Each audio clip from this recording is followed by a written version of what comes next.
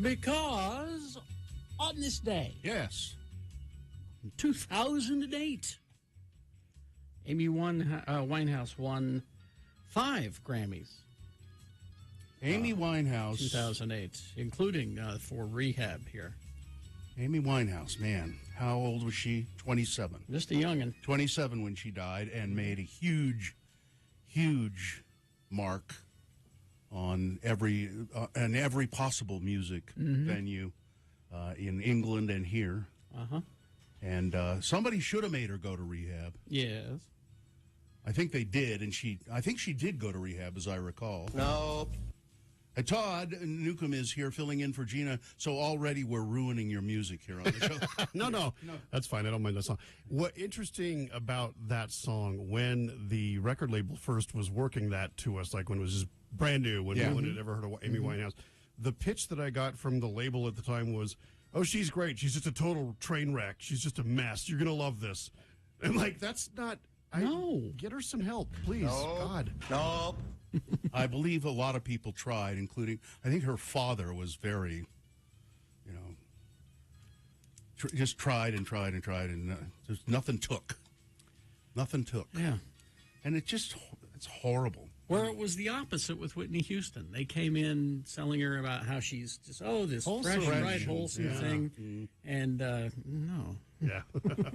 Amy Winehouse said she took a lot of her inspiration from Ronnie Spector. Oh, you can hear it. You can absolutely hear that. Oh, man. So only 27, and I'm looking at her Wikipedia page. It's longer than most presidents Yeah. because of just all the stuff she did, the relationships she was in, charity work that she did, mental illness that she had. She was the drugs, but she was not right in the head either. I mean, the music business is just awful. Like, I feel bad for anyone that Is in it? gets in it because it's terrible. And to have already had some pre-existing issues, it's just not a healthy place to be. Like, and it really, like, it's ugly. It's amazing that we know some people in the business who've managed to maintain their sanity for the most part, and they lead relatively normal lives. Our neighbor. Yeah, but it's our neighbor had a tough time too. He did, yeah. I think he's pulled out of it, though. So The business side of it it's just phenomenally ugly. Just I hear so many stories now. Oh God. there was a documentary in 2021. Carrie, this is for you because thank you. You've become the documentary. I'm the guy. documentary guy. Yes. Entitled "Reclaiming Amy." Reclaiming Amy. It was on the BBC, and I don't know if they've shown it here or not. I'm sure it's available. But I can't believe all of this. I mean, really, her Wikipedia page is longer than a president's. It's longer than Abraham Lincoln's. Yes, So a documentary is on the BBC. Yes. BBC 4 later this evening. Amy Winehouse. Gina Barberi, she's not here because my wife, my lovely wife, Mrs. Bill, asked me, well, why isn't she going to be there? Where's she going? And I said she's going to Las Vegas to see the Black Crowes. And there was a long pause, and my wife said, really? The Black Crowes, really? Yep, she loves them. I said, Gina Barberi is nothing if she's not a cliche. Usually her weird music tastes and mine are very much in sync, but I can't do that one. That one just doesn't work for me. Now, if she was going down to, like, see Mr. Mister or something, like, I'd be like, yeah! Or Hall & Oates or whatever. Okay, here's the conversation with my wife. Here's the conversation with my wife about Todd. Where's he going? Well, he's going down to Las Vegas to see Mr. Mister. Long pause. Really? No, it would be probably Depeche Mode, so...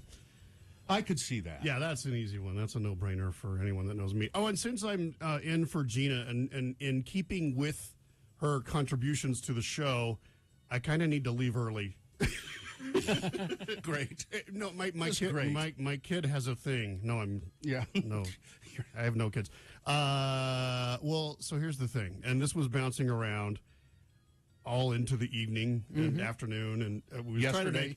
trying to make this happen on this show live, and it just was because it's a big deal. I get to interview John Taylor from Duran Duran. Oh, now this is just unfortunate that Gina's not here. She would totally die to do that. She is their demographic. And you know so why am she? I. You I'm know a woman why of a she would? certain age. You know why she would totally die to do that? Because she is a cliche.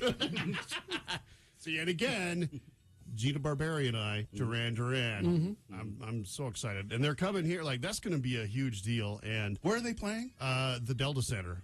And you were trying to get him to do the interview here I on wanted the it show. to occur during the time frame before 10. It's going to be afterward, and it's also now going to be on Zoom, which is why I wanted to do it at home instead. Yeah. Because I have a better setup for that, a better home studio cameras and all that. on the recording. And Yeah, so it'll look and sound better if I do it at home. all these so. studios here, and we don't have. Well, yeah, I know. Send it immediately to Gina. I will, and I'll say you missed out. But it's John Taylor, the bassist, who, like, the signature sound of Duran Duran, really, a lot of it is him, and just the way he plays, because he's able to take sort of like this disco funk vibe and make it modern, and it's cool. And so, yeah, the teenage boy in me is just like... Duran Duran, never one of my big favorites, but I do have to acknowledge their ability to produce good stuff. It's not necessarily for me, but I understand why people like it. And people sometimes will say with Duran Duran, they're like, oh, well, they're just this cute little 80s band. And I think they make just amazing music. Like, I will happily admit to have loving them their entire career. What is their most recent offering? We don't want to talk about their recent work. Not so. They put out an album last year, and It was, Okay. we're here for Hungry Like the Wolf. Okay. Well, And you Save a might be. Prayer and The Reflex. And It's the reflex No, for me. I'm here for Wild Boys. oh, that's a good one, though. That's my favorite. Wild Yeah. Boars. I had him convinced it was Wild Boars for quite a few years. But anyway, now speaking of music, Yes, sir. are we going to do that today with the Lincoln Park? Yeah, thing? Lincoln Park has Is that oddly. at 7? Yeah, I put it in for the 7 a.m. hour. 7:15. Yeah.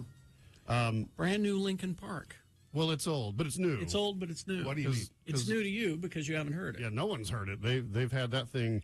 They found it on a hard drive, and you think, well, how is that even And it's possible? with Chester and the vocals. Yeah, right? Chester. It's Lincoln Park, and it's damn good. Like, No, I don't. I don't follow these things very closely. Has Lincoln Park continued after Chester Not Bennington? really officially, they haven't not continued, but they just haven't really done anything. They haven't tried to replace him, or- Right. They they're haven't just shut trying to- down shop. Yeah. But they're not doing anything in the shop. Yeah. All right. So it's kind of this thing that they're trying to sort out. But this is There you all go. part of the 20th anniversary of the Meteora album. When was this recorded? Do you know? Back in the sessions with me 20 years ago when they were 20 years recording ago. Meteora. So this will be at 7:15. We'll have that for you. It's so good. And it's quite good. Yeah, Katie and I are already geeking out hardcore. So Lincoln Park fans, 7:15. All right. Call and wake your friends. Is it time to take a break? Sure. I mean, I'm just asking. If it's not, I can. No, we can- no, I can please. prattle on. No, please. When we come back from this, do I have to read a thing for? Probably. I think I have a thing to yeah, read. well, it's Yeah. the opening of the show needs to be sponsored. Okay, so. cool. So we'll take a break now, and if you would like to, in this break that we have here, take a moment to go to your phones. Like I say that like there's a phone hanging on the wall. Sure there is. Or there's the princess phone by the bed. Yes. Yeah, go to your phones and call and check in with the Radio from Hell show. 877-602-9696 is the number. We will give a random checker-inner a Radio from Hell coffee mug. It's 877-602-9696. You can also check in with us by texting 33986. Balance.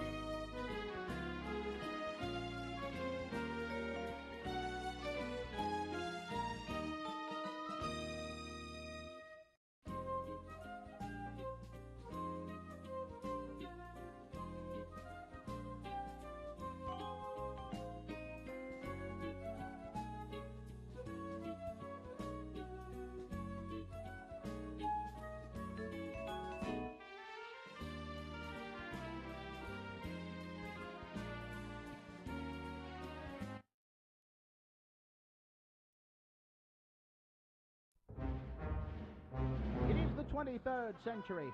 Humans have left the lowly confines of planet Earth and have sought their destiny among the stars. While many things have changed, one constant remains: the need for young men to venture forth and do the work of the Lord. This is the tale of two such men who at the age of 19 have answered the call of their general authorities and are embarking on a 2-year mission to spread the gospel throughout the galaxy. This is the story of Space Elders! Our elders have just rendezvoused their warp-capable 10-speed bikes with the USS Pork Rind, a small craft manned, if you will excuse the misuse of the term, by pigs. Not your ordinary run-of-the-mill pigs, mind you, but sentient, talking pigs. Pigs in space! Welcome aboard, gentlemen. I am Captain Link Hogthrob, commander of the USS Pork Rind. This is my first officer, Miss Piggy. Hello. And that pig over there is our ship's physician, Dr. Strangepork. Hello, elders. Hi, I'm Elder Chris Jensen, and this is my companion, Elder Jensen. Hi. We represent the Church of Jesus Christ of Latter-day Saints. You know, the Mormons. We have heard tales of your exploits from other space vessels. Yes. Is it true that your church provides for eternal marriages? Well, yes, ma'am, it is. Eternal meaning in this life, in the next life, and forever and ever? Kind of like syndication? Yeah, uh-huh. Yeah. Would the frog, the groom, in question have to be a willing participant? That's the way it's usually done. All right, let's cut to the chase here. Does the Mormon Church recognize marriages between beings from different species? Well, such as... Pigs and frogs, you idiot! Don't you ever watch the show? Well, I believe that you'd have to seek the counsel of your bishop. I don't think we're authorized to make such a decision here in the field. I think we've reached the point in the sketch where I Begin to assault our guest with karate chops. No, wait. I think I can shed some light on the subject. Now, both you and the frog in question are made of flannel and have men's hands up your... Elder Jensen... No, what I mean is that you're both Muppets, and therefore not different species. I mean, I see no reason why you can't be sealed to one another. Oh, Captain Hogthrob can marry people! You guys wait right here while I find my Kermie! Will Elder Jensen get sent home for telling pigs and frogs that they can marry one another? Will Captain Link Hogthrob get sent home for marrying a pig and a frog? Will Kermit the Frog find a way to get our elders off the Muppet Show and back into normal space? Find the answers to these and far more exciting questions on the next tail-curling episode of Space Elders!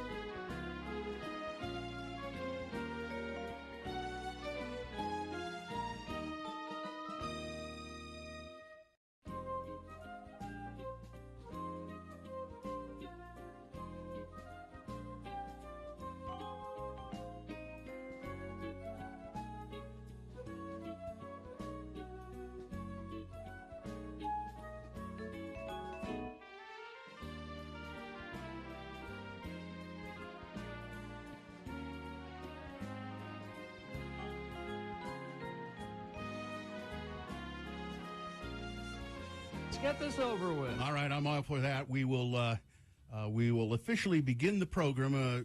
Todd will read the sponsor here in just a second. I'll point to you when it's time. I'm going to need a visual cue like the old days in radio. Yeah. We'll go to your check-ins at 877-602-9696 or 33986 is the text number. Were you waving at someone? I was pointing at the moon. Oh, I see. The moon. It is beautiful. So here we go. We will now officially begin the Radio from Hell show, which is brought to you by our friends at Nightingale College. Become a nurse in just 32 months at Nightingale College, blending online classes with on-ground supervised field experience, virtual college, actual nursing. Start your nursing journey at nightingale.edu, now accepting enrollments for summer semester. Did I do okay? Yeah, that was my great. Announcer voice there? The sun will rise today at 7:27, set at 5:56 p.m. The moon is a waning gibbous moon, and it's still hanging out there. Carrie was just, it's beautiful. Just pointing at it. It's 80% of full right now. The moon will set today at 9:51 a.m., so you've got plenty of time to look at it. Today being Friday, it's the 10th day of February in the year of our Lord Jesus Christ, 2023. There are 32 days until daylight saving time. And this is the Don't Make Us Go to Rehab, I Say No, No, No edition of the Radio from Hell show, the show for people who feel like hell in the morning, starring the dim-witted dunces of the airwaves, the lords of morning radio, Carrie Jackson, Bill Allred, Gina Barberi, who is not here, Todd Newcomb filling in for Gina. Katie for short is our producer, and we have Cameron Diaz and Dawson helping out as well. It's Black History Month, and Gina has requested that I do a Black History Month fact every day. Here's your spotlight today. Thurgood Marshall. Yes. Born in 1908, died in 1993. He was the Supreme Court's first African-American justice. Prior to his judicial service, he was an attorney who fought for civil rights, leading the NAACP Legal Defense and Education Fund. He was a staunch liberal. He frequently dissented as the court became increasingly conservative. Thurgood Marshall. All right. Well, then let's begin with our check-ins. 877-602-9696. Let's begin with Susan. Susan calling from Salt Lake City. What's up, Susan? Good morning. Hi. I'm your friend. Oh, my I'm gosh. your friend. Susan, we haven't heard from you in a long time. God, yes. Well, it doesn't mean I'm not with you. Well, good. Good. It's good to know. You see those single row of footsteps? That's when she was carrying us. Susan, what is the sport you're playing these days? I'm still playing tennis, and I've added pickleball. Okay. Oh, well. Okay. All right. Love the pickleball. Good. Now you've. It says here you have a Frank Christ joke. Ooh. Well, I think about Frank Christ a lot because why? You have him every day? Is that what's going on? Yes, Sure. we do. Mm-hmm. Now, the other day, he was unable to fly off in his spaceship. It's an electric scooter. Oh, it's an electric Yes. scooter. Yes. Oh, okay. So, yeah. Okay, so he was unable to do that, Mm-hmm. and Carrie said he had to go home. Where's home, Carrie? Where does he live? Well, why are you asking me? You should probably call him. And talk to Frank at 9 o'clock. But Well, no, he just. somebody said he had to go. No, it was after the fact. No, and you said he had to go. He lives in I'm just Valhalla. gonna say it. You see, he opens up a No. portal, and then it goes to it's another dimension. So it's here, but it's not here. Does that make any sense? He just disappears into a point in the sky. Yeah. Kind of like the house at the end of Poltergeist. Yeah, did you see the Doctor Strange movie? You know, when he opens up the orange with the sparks and goes to another dimension? It's like that, kind of. He lives in a department. Yeah. Kind of, yeah. It's a dimension that's a department. Yes. Mhm, yeah. It's a department. Sure. Oh, I see. A department. I got you. Oh. Departed. Yes, he Dearly lives in a departed. department. Yes. Oh, there. Yes. Okay. Is so is that the Frank Christ Okay. joke? That was it. What? It took a long time to get there, but thank you, Susan. Oh, we love you, Susan. nice to do. hear I from could you. have. I could have made it a riddle and simply said, "Where does Frank live?" And I don't know, and I would have said a department. Okay. We love Goodbye. you, Susan. Goodbye. Call again. Bye.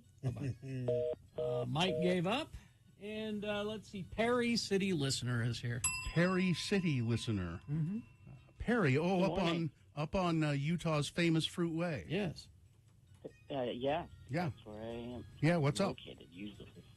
I wanted to give my wife a shout out this morning. She is amazing and beautiful and strong woman, and she's heading to her last chemo session this morning. Oh, excellent. Yeah, would you like to give her name and give her love? I'll call her Perry City Listener number 2. She's right next to me. Okay. Oh, okay. Well, the good, and so it's gone well, and just the best to you guys. Yes. Would you like a Radio from Hell coffee mug? We think you need one, yes. I think my wife would love one. All right. Hang on the line, and somebody will tell you how to get it, okay? All right, hang on. Yay! Good luck. Hang on, we'll give you one. Snowbird Jordan, good morning, Lords. Just wanted to say rest in peace to my ex-fiancée who died at 28. Oh, that's too bad. Sorry about that, Jordan. Tim the Tree Guy checking in. Have a good weekend. Today is Underpants and Vodka Day. Oh, I forgot both. Because, he says, the ex-wife and kids moved out yesterday. Wow. Tragedy texts today. I don't know. It sounds to me like this person is kind of happy that it happened. What? No more pesky wife and no more bratty kids.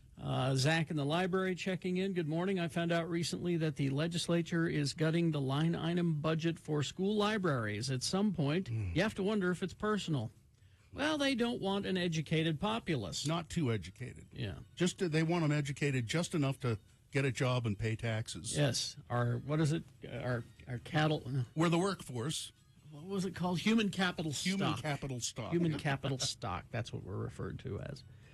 Let's see. Johnny B checking in. Somehow a bunch of Strongbow found its way into my car last time I was at the liquor store.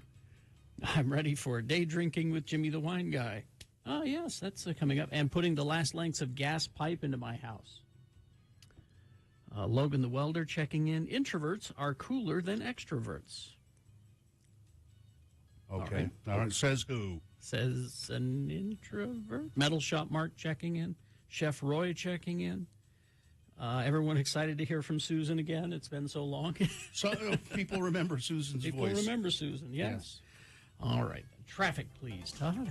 It's so early that really not much is even happening. I mean, you know, what do you expect at this hour? Go back to bed. Stay home, listen to Radio from Hell. Yeah, it's just, you know, there's a little bit of a situation actually up on 215, up on the East Bench, but it's slight, so you'll be all right. All right. Is that brought to you by anybody? Sure. It's brought to you by McClure and Stewart. Do you owe $10K or more in back taxes? Multiple unfiled years? Contact McClure and Stewart for a free consultation. Go to McClureandStewart.com today. All right. We will take a break. We will be back. Full strength big boy news and opinioendo in the next break. Sean Means here at 7 to review movies. I haven't seen the list of what's opening yet, so we'll get a look at that. I don't know. We got Boner of the Day coming up. We got Jimmy the Wine Guy is here. Have another drink with Jimmy at 8 o'clock. Beat Toddy. Beat Todd. That's right. It's Beat Todd today instead of Beat Gino. I'll have to let Johnny know. Batman trivia, Todd. I'm okay with some Batman. I kind of know my Batman stuff a little bit. That's one of the superhero franchises that I can sort of digest. All right. I don't get too far from the basics in that department. Okay, we'll see. Yeah, I know. I'm screwed. I'll try to give you the basics. I'll try to give you the basic questions because there's a lot of Lego Batman questions in there. But I'll weed those. Oh, you did? Okay. I don't probably remember it. We'll see how it goes. We'll see how you do. Coming up. Stand by. I'll probably. Listen to Radio from Hell and Home when you first wake.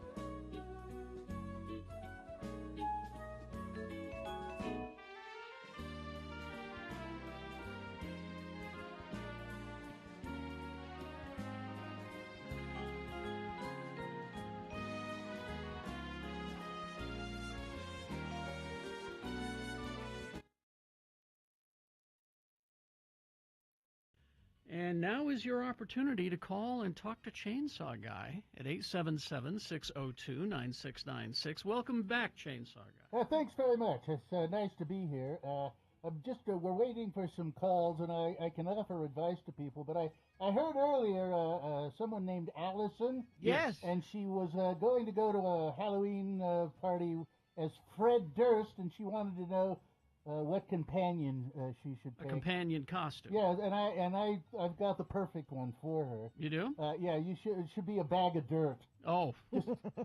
Just go as somebody should go with you as a bag of dirt. Because he's a dirt bag, so a bag of dirt. You know, Gina, you're so quick on the uptake. I'm like this. Your mind is sharp. I'm just trying to impress you, Chainsaw Guy. You're my favorite guest we have on the Radio from Hell show. Thank you very Once much. a year is all we get you. Thank you very much. I listen to you sometimes, too. 877-602-9696 is the number to call. And Chainsaw Guy is not just the guy at the end of the haunted house that chases you out with a hockey mask and his chainsaw. That's right. Shaking it at you. Yep. He is also a life coach. He how did you get certified? Kerry, I am, and I'm proud to say, a self-certified life coach. Self-certified. Yes. There's an online program. It's like how you can get, so you can marry people. Is that it? I didn't even go that far. No, you didn't. He just certified himself. I just said, hey, right. Guess what, buddy? You're a life coach. And tell you what, we will give Radio from Hell trick-or-treat bags. See, the tote bag is now a trick-or-treat bag. Yeah, I like it. 877-602-9696 if you have a question for Chainsaw Guy. Let's begin with Emily. Hello, Emily. Hi. Hi there, Emily. What's your question? Hi, Chainsaw Guy. My question is, how do I stop drinking so much coffee? I need to quit drinking coffee. So, Chainsaw Guy, what do I do? Well, if you want to stop drinking coffee, baby, here's what you do for this. I will give you some water, and you put it down, and you put it on. You could use a fork if you want, but I would say no different. And I know, and I think the simplest way to do this is to help the stop drinking so much coffee.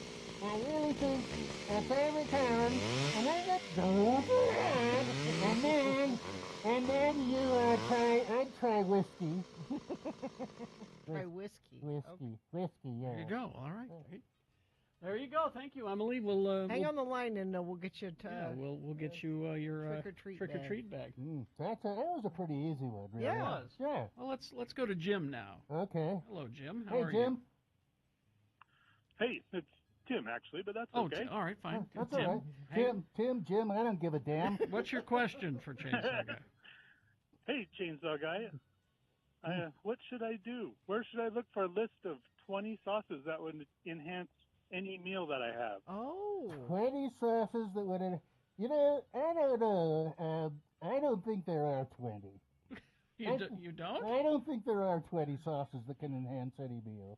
Do you have a list of some sauces that could enhance any meal? Yeah, I do have a few. Well? All right. Okay, here we go. Let's do it. First there's blue sauce, and then there's this sauce. And then there's red sauce and green sauce. And then you take a sauce, and then you pour, and then you have second sauce. And then of course there's tomato sauce, and Hoover sauce, and then tomato sauce. Then you take a cube of the rest, but the very best sauce is the one that has any. The one you really want is saucy sauce.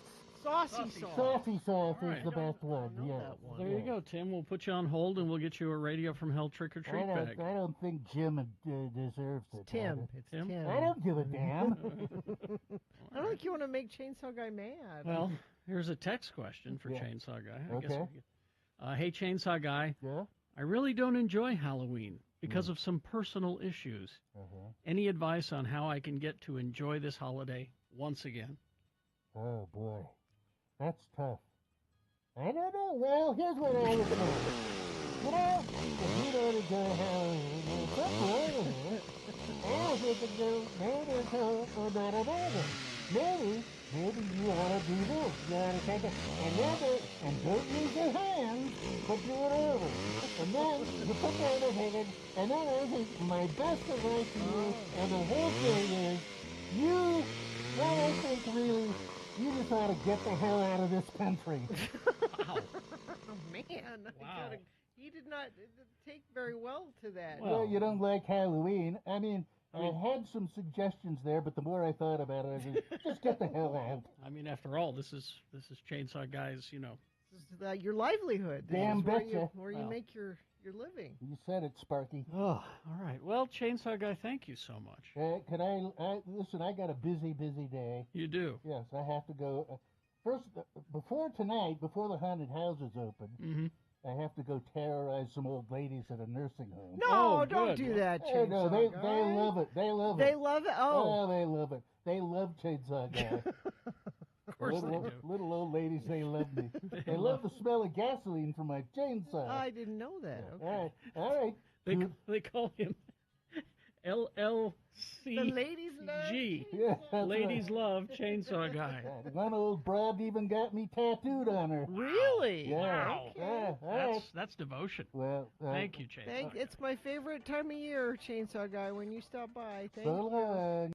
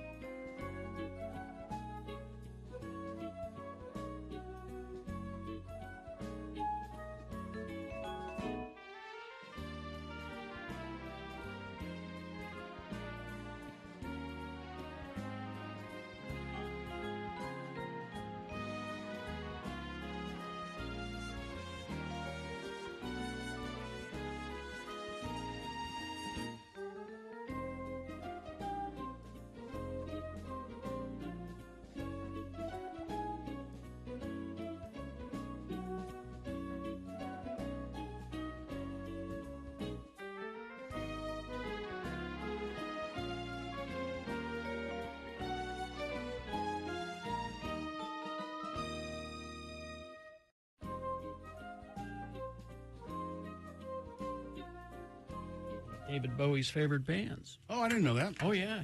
He wanted to produce one of their albums, yeah. He loved the Devo. We all love the Devo. All right. Big Boy News and a Pinuendo now, brought to you by... The Stateroom presents. They've got, they bring you live music memories, and tonight you can see Rubble Bucket at the Commonwealth Room. Get tickets and the full lineup at thestateroompresents.com. Paul Rudd has provided an update on his friend... Hawk? No, not Hawk. Hawkeye. Jeremy Renner. Following Mr. Renner's serious snowplow accident last month, the 53-year-old actor revealed that he spoke with Renner on Monday, the same day as the Los Angeles premiere for his new movie, Ant-Man and the Wasp: Quantumania. I talked with him yesterday. He's doing all right, Paul Rudd said. He's doing well. You know, he's the best guy. He's just awesome. Rudd and Renner have starred opposite one another in a number of Marvel films. John Cleese. This is the story that I'm trying to figure out. He has snubbed the BBC for his Fawlty Towers reboot because, quote, it's frightened of offending people.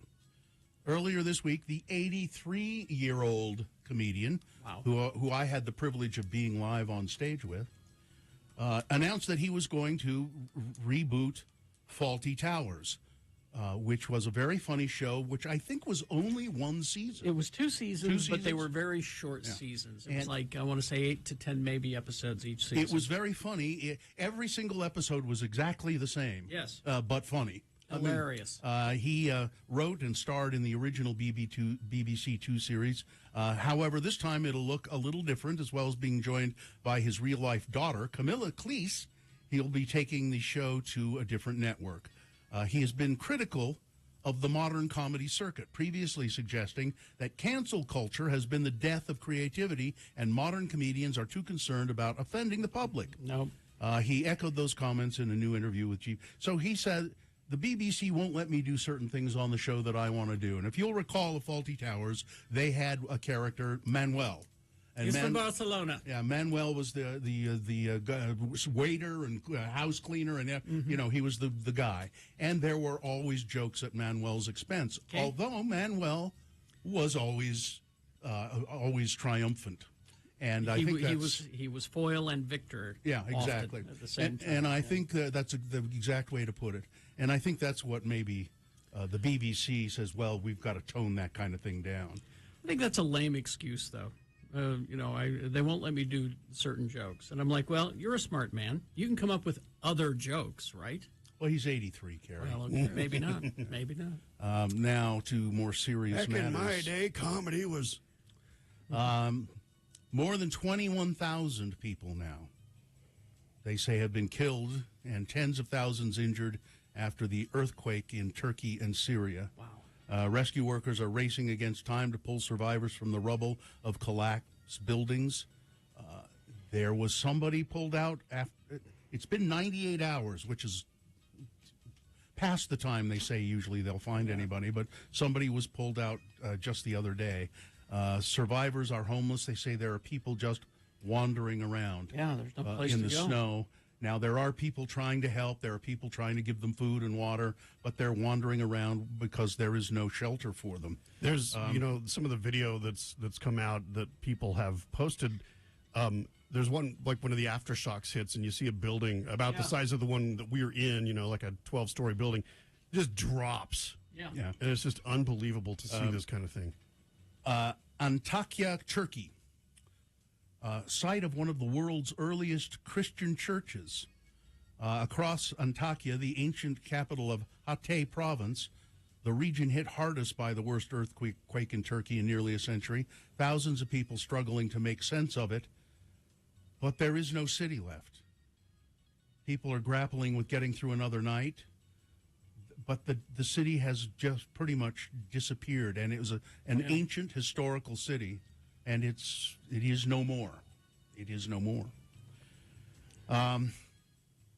The COVID-19 shots are now being included in new schedules of routinely recommended vaccines released by the U.S. Centers for Disease Control and Prevention. The immunization schedules summarize current vaccine recommendations for children, adolescents, and adults, but do not set vaccine requirements for schools or workplaces. So they're not saying you must have them to go to school, but it's highly recommended that you get them. So do it. Yes. Let's see. Okay, here we go. Let's get into this a little bit. The Republican-controlled Utah Senate fired a legislative staffer assigned to the chamber's 6 Democrats this week. No reason was given. The now former staffer said they didn't tell me why they fired me, but it appears the Tuesday evening dismissal was related to an incident during floor debate on the Republican-backed bill that banned gender-affirming health care for transgender minors. Just days after the start of the legislature, senators approved Senate Bill 16, which bans most minors from receiving gender-affirming health care. During the final Senate vote on the bill, Senator Nate, and I think it's Bluin, a Democrat of Salt Lake, read aloud from a letter from his intern, Ari Webb, who is transgender. Even before Senate Bill 16 was passed the Senate, this bill has negatively impacted my health and well-being and is causing adverse effects on Utah trans community, Bluin said. I will have to face each of you on this floor after this vote, and each of you will have to face me and many other transgender people after today, whether you know it or not, he said. So to the side of the Senate floor, while this was going on, away from the public and out of view of cameras that recorded the proceedings, a small group of interns stood silently to show their support for Webb. Democratic staffer Bennett Johnson joined them. All right. 2.5 weeks later, he was fired. Hey. Bennett Johnson confirmed to the Salt Lake Tribune he was fired by Senate Chief of Staff Mark Thomas and a Human Resources representative. Johnson said the off-floor demonstration by the interns wasn't a protest. He had no part in its organization. I just went and stood with them. And why did they fire him? No one will say. You know why. We don't discuss employment matters. Everybody that the Salt Lake Tribune has tried to question about this, these are personnel matters. We do not discuss them.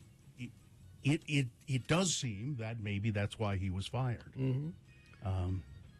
We've been trying to get a hold of Nate, and we'll see. If anybody who knows Nate is listening, let him know. I've DM'd him on Twitter, and we're trying to get a hold of him to get a statement. He could call us at 877-602-9696. Katie's trying to reach. Katie has also reached out.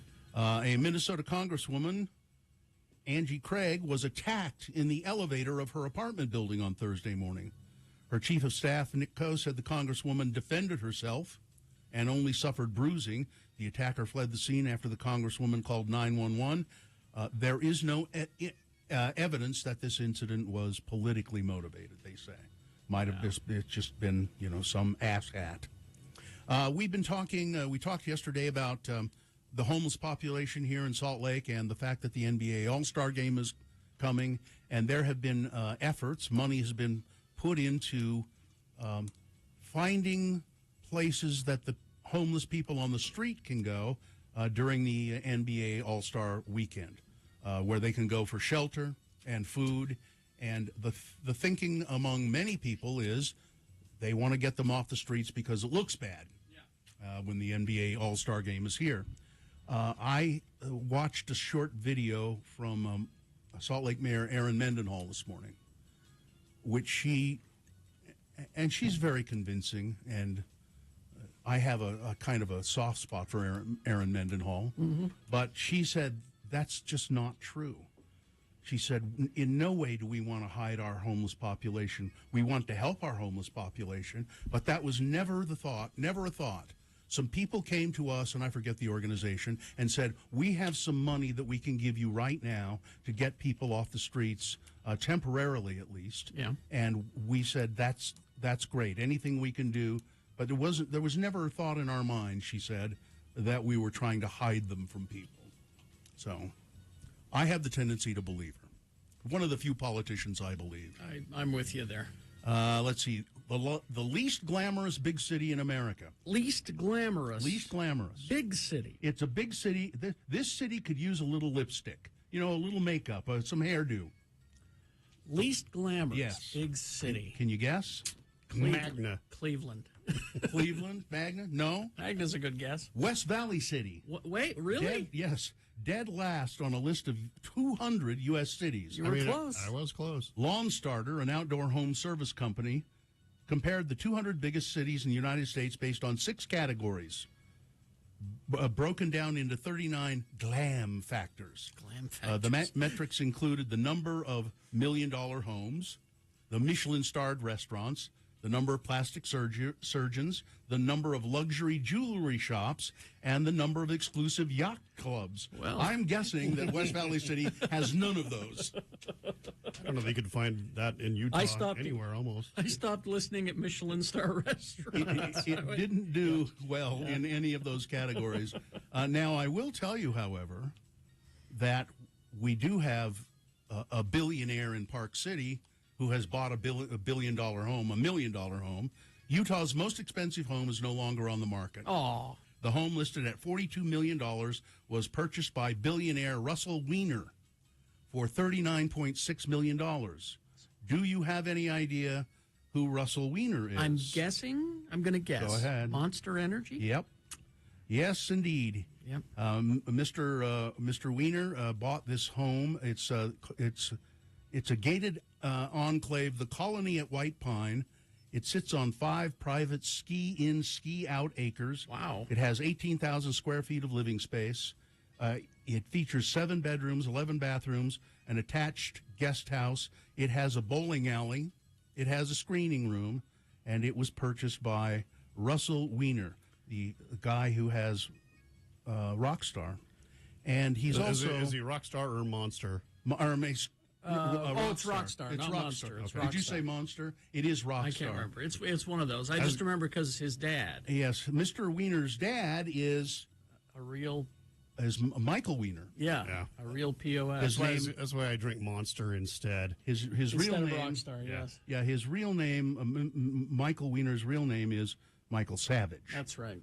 Who is a right-wing radio host. Yeah, that's why we don't drink the Rockstar. And his son is Russell, and his son has become a multimillionaire, a billionaire from Rockstar, and he's also in real estate. He does a lot of stuff in real estate. You know, Bill, back to the West Valley story. You know who's pumping a lot of money into that town and revitalizing it?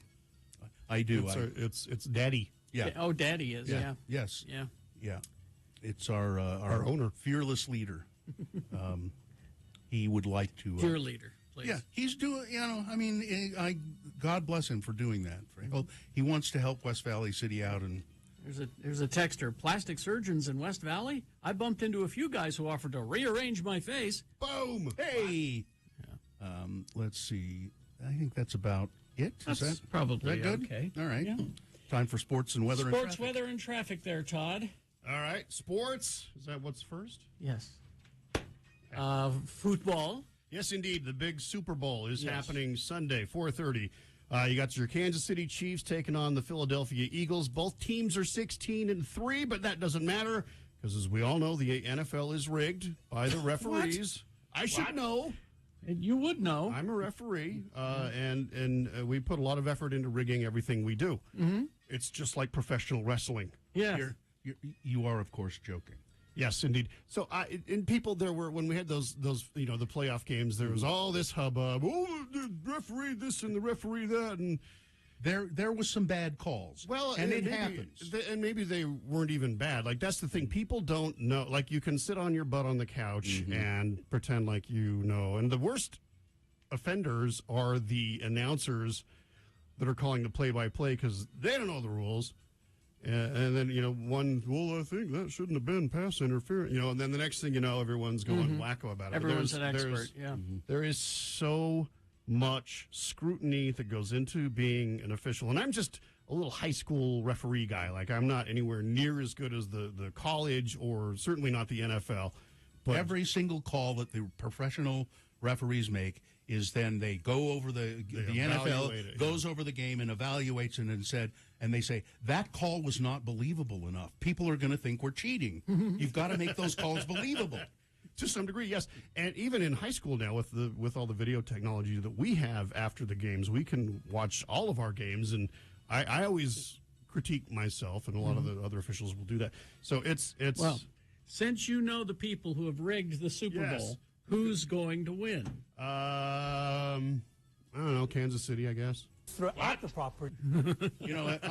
Kansas City is interesting because Andy Reid Andy Reid played football when he was a kid, played football in college at BYU. He then went on to become a coach, and he coached the Philadelphia Eagles, the team he's playing against now, for many seasons, and I think won a Super Bowl with the Eagles. I know he had a very good record there, and then he was then he went to the Kansas City Chiefs, where he's been phenomenal. I just want an exciting game. I'm there for the commercials. Or the Puppy Bowl. I don't even mess with the Puppy Bowl anymore. Because they're not actually puppies. And I know that's the thing. Thank you. They're at that awkward stage, where they're starting to get kind of ugly.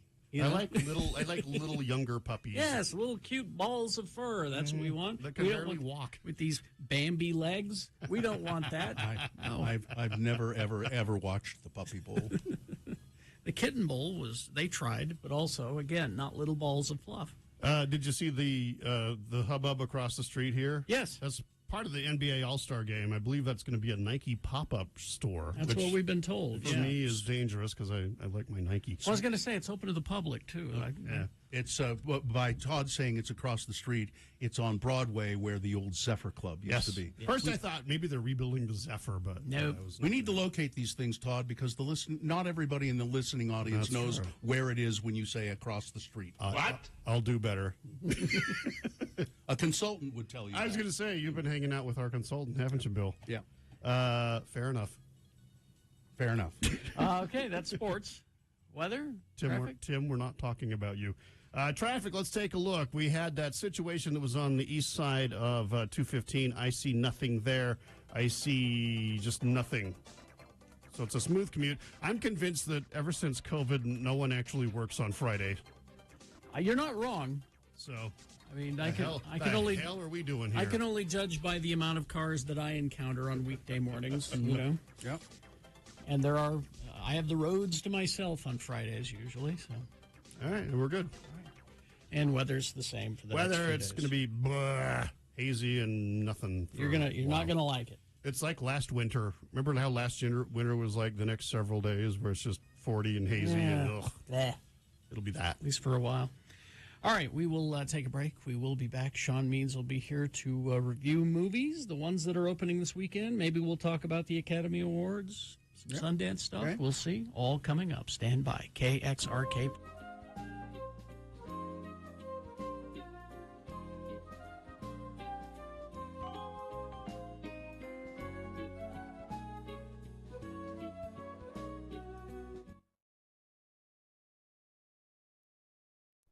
It is the 23rd century. Humans have left the lowly confines of planet Earth and have sought their destiny among the stars. While many things have changed, one constant remains: the need for young men to venture forth and do the work of the Lord. This is the tale of two such men who at the age of 19 have answered the call of their general authorities and are embarking on a 2-year mission to spread the gospel throughout the galaxy. This is the story of Space Elders!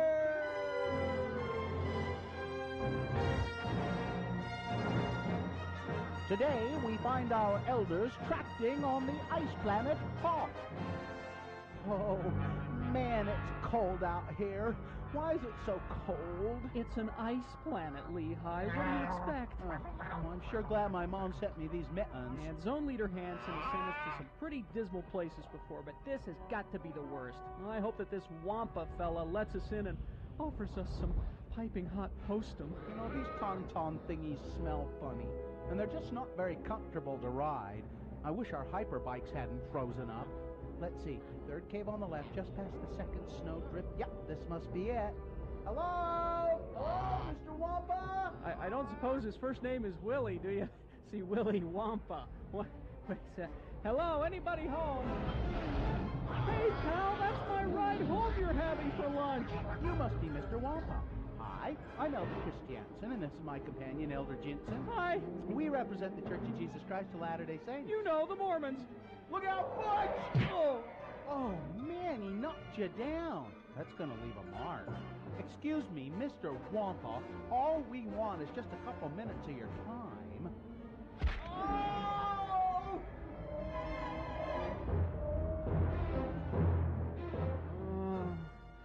Oh, man. Where am I? Oh, heck. Hey, Lehigh, wake up. Oh. Wake up. Oh, what in the flip? This is just great. Here we are, hanging upside down, stuck to the roof of a Wampa cave, our feet frozen in what appears to be Wampa spit, while my ride home gets eaten by Mr. Wampa out there. Yuck, I don't think this Wampa spit's ever going to come off my wingtips. Hey, there's somebody stuck to the ceiling behind you. Huh? Hey, it's that farm boy from Tatooine. Hey, Luke! Luke, wake up! Huh? Ben? No, not Ben, it's me, Butch. I don't suppose you got a plan to get us out of here, do you? If I could just reach for my lightsaber. There. So much for the element of surprise. Hey, look, your dad, Darth Vader, cut off Lehigh's arm with one of those things. Cut him some slack. Will Butch and Lehigh ever escape from Wampa Cave? Will Luke cut Lehigh's arm off just for the fun of it? Will our elders ever get the Wampa spit off of their wingtips? Tune in next time to hear Lehigh say... Oh, thanks, Luke. For a minute there, I figured we was Wampa Chow. Luke. Ben? Luke. Ben, is that you? You will go to the Dagobah system. Mr. Kenobi? Dagobah? I've never even heard of it. It's a swamp planet. You're not missing much. You must seek out Yoda and continue your training. But I've already been to the MTC. Ben? Yoda? Dagobah? Mr. Kenobi, are you sure? I mean, we've already been to Dagobah. Hold on. I've got some problems here. Luke, you go to Dagobah and seek Yoda. Butch, Lehigh, you go thaw out your hyperbikes and continue tracting. I should have gotten Jedi call waiting. On the next bone-chilling episode of Space Elders!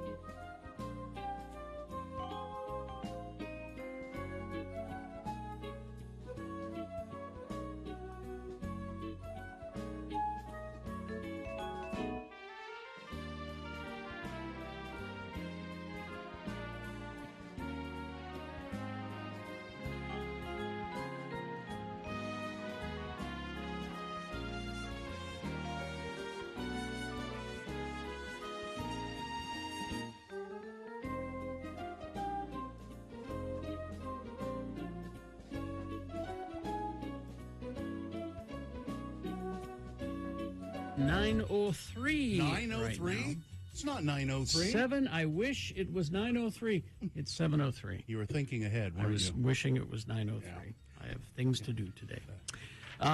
We have a sponsor for Mr. Means. We do. It's Toyota. They've got 20 vehicles with available all-wheel drive and four-wheel drive. Visit your Utah Toyota dealers today. Toyota, let's go places. All right, thank you. Well, here he is with a backpack full of soda or coffee or something. Soda. It's Sean Patrick Means, the culture editor of the Salt Lake Tribune and a movie reviewer. Is everything okay? Yeah, but it's fine. Okay, good. He spilled a soda inside of his bag, which wow. Sean is here to moviecricket.net is where you can find Sean's adventures. Okay, looks like we've got a few things opening this weekend. Only a couple, because studios don't like to compete with the Super Bowl. Yeah. Oh yeah. You know? Yeah. Because I mean, you lose 1/3 of your weekend, right? Yeah, there. I mean, even TV is not competing with the Super Bowl. They're moving their shows around too. So yeah. We will start with Consecration. Consecration. This is a horror movie that's opening in a few theaters. It's also streaming on Shudder starting today. Oh, okay. We have Jenna Malone as Grace, an eye doctor in London who's a woman of science, declares herself an atheist.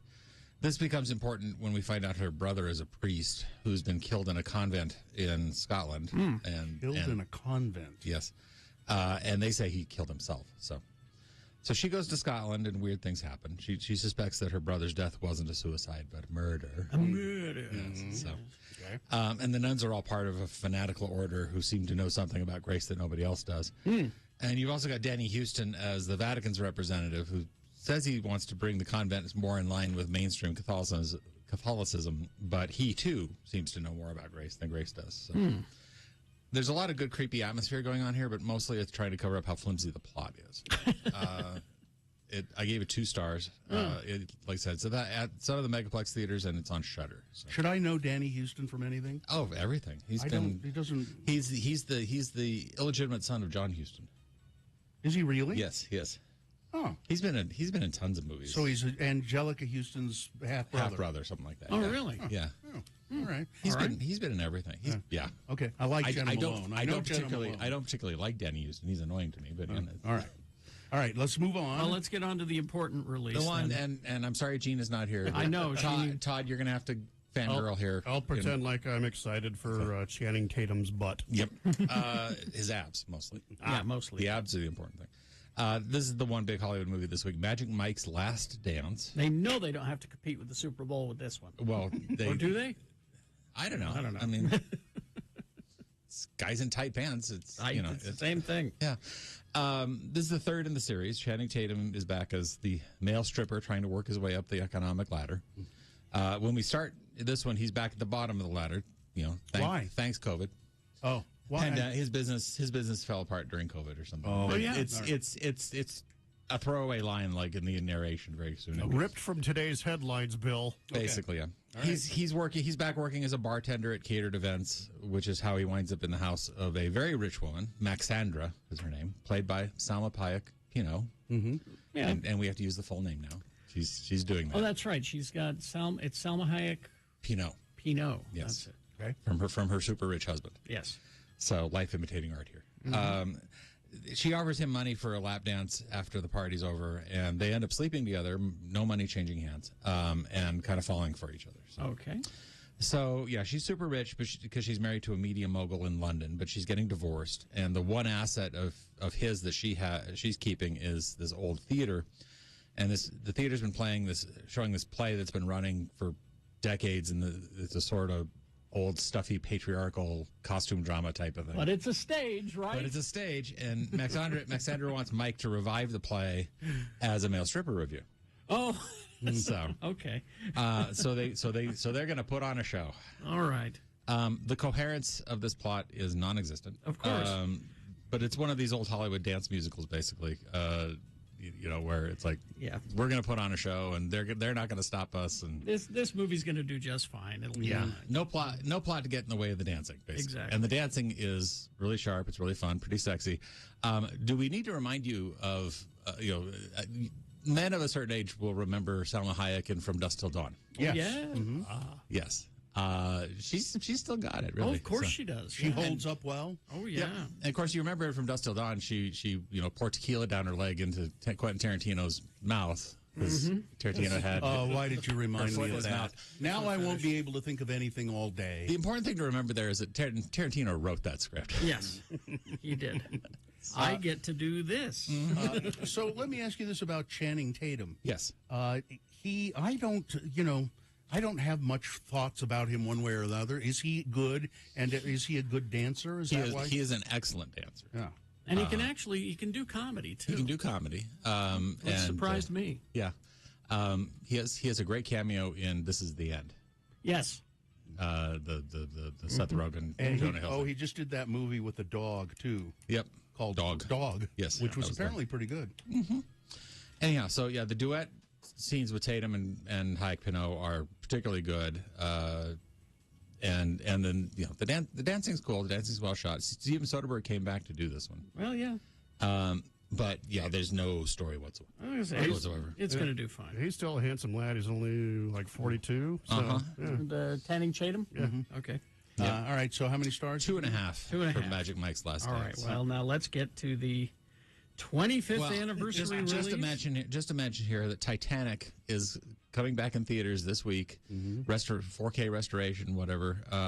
Which I don't know anybody who cares when they say that. It's like I think there may it's be like, a handful. this is what I was waiting for. I was waiting for the new next level of technology to take an old film. I mean, I don't think people care. there are a handful of people who will probably dig this, and that's why it's probably just the weekend. But it's a Valentine. It's a pre-Valentine's thing. Sean, it's the same thing on products like dish soap, new and improved. They put on that. It's just a gimmick. Right. Yeah. We went to the 20th anniversary re-release that they did. I think it was when they did like the 3D treatment on it. Oh, okay. Was that 20th? Yeah, anyway, possibly. Titanic. Yeah, we went and saw it in the theater, and it was fun because, It's Titanic. Well, and there's the novelty of Leonardo DiCaprio kissing somebody close to his own age. Which is odd, yes. Yeah, you don't see that anymore. That's so, true. And yeah, it's Titanic. Mm-hmm. People, if you want to go on a date night, this is your shot. Okay, I probably won't go because we've already seen it was fun to see it on the big screen when they did the 3D thing, and it was like, oh wow, cool. It's nostalgic for a second, but this doesn't offer anything. I could never understand why people liked this movie, except for when the ship starts to go down. Then it gets exciting. Then it gets good. It gets tension. The rest of it's just drivel. Well, yeah, it's drivel. It's a James Cameron movie. It's like it looks really good, and the people say stupid things. Yeah, yeah. But these sort of things happen because there are just enough people who are so into it that they will go. I mean, it's like when they do a 4K restoration of Wrath of Khan, that kind of thing. Excuse me, Kerry. They're not just enough people. There are more than enough. There are people. more than enough people to make it worth their while, and then they sell a Blu-ray afterward, and works out for everybody. And you gave it what at the time it came out 25 years ago? 3 stars when it came out, but I would probably be kinder to it now. You think so? I think so. Has it aged well? I think the spectacle of it is more important than I was giving it credit for at the time. Yeah, the ship sinks well. We got a texter who says, "I care. The theater will be filled with me and other women in their 40s." It says here. Okay. Okay. All right. Is that it? That's it for this week. Yeah. What have we've got anything coming up? Next week we have Ant-Man and the Wasp: Quantumania. Paul Rudd, Evangeline Lilly, Jonathan Majors is the bad guy. Kang. I read someone who tweeted the other day that Ant-Man and the Wasp: Quantumania was the best movie of the MCU's Phase 5 and the best Marvel movie since Black Panther: Wakanda Forever. It's both of those. It took me a second to get the joke. That's the joke. Yeah. Sean, quickly, anything you want to mention about the Academy Awards? Do you have predictions? Or not yet. I still have to finish watching a couple of the documentaries and the foreign language films. And next week, the I think Broadway is showing the Oscar shorts. Oh, okay. The short film. So if you want to ace your Oscar pool. Oscar party pool, the short film categories are your so that would be at the Salt Lake Film Society. That'll be at the Broadway. Yes. All right. How did The Woman King get snubbed so badly? Because I finally darn saw good that. question. Woman King until it was really good, and that's one of the reasons why the complaints about the Andrea Riseborough out of nowhere. I was going to ask you about that. Nomination for Best Actress. And because both Danielle Deadweiler and Viola Davis probably should have been nominated, either one or both. I gave up trying to figure out the Oscars in that regard. It is institutional bias, it is recency bias, it is 16 different types of biases all wrapped up in one, and it's hard to tell which one it is. Was there hanky-panky in the Riseborough nomination? Not in the nomination itself. I mean, basically, she had a bunch of famous friends do some last-minute campaigning for her. Last-minute lobbying. And I think they're gonna re-examine all the rules about lobbying, which they do from time to time because they want to maintain the illusion that it's a pure process. But we'd better nominate Riseborough. We don't want to piss off Kate Blanchett or Jennifer Aniston or whatever. It's rigged by the NFL. Dan. That's it. All right, Sean Means. You can read Sean Means' stuff at moviecricket.net. And if you like culture, he's the culture editor of the Salt Lake Tribune. All right, thank you very much. Traffic, please, Todd. Well, it started out mellow and continues to be rather mellow. I did get a text from someone in the Weber County area saying that there's some chunks of snow on the southbound lanes, Midland Drive and 1900 West from Cement Dave. Thanks, Dave. Thank you, Cement Dave. But yeah, it's chill today. So all right. Wait a minute. I want to sponsor that, don't I? Yes, you do. I do. Well, it's brought to you by the Downtown Winter Market, open Saturdays at the Gateway from 10 a.m. to 2 p.m. Shop for fresh produce, meats, and unique gift ideas in the craft market. For more information, go to slcfarmersmarket.org.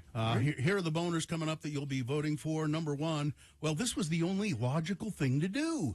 Number 2, this incident was not well thought out. And number 3, the case of the pink pigeon. Boners of the day coming up. Also, Big Boy News and Opinioendo. Right after these, stand by. Prime IV Hydration. Yes, Prime IV Hydration, located in the shops at Riverwood in Provo. And it is, you sit down, you go in there and you sit down with a professional, a nurse. They take a health history, and then they customize an IV drip for you. An IV drip full of good stuff. Vitamins and minerals, B12, zinc, vitamin C, all of that stuff delivered right into your bloodstream. And then you just relax in a massage chair and for about 45 minutes, and it's a very pleasant experience. Right now, you can get the Immunity Armor IV drip. That's a great one, vitamin C and zinc in it.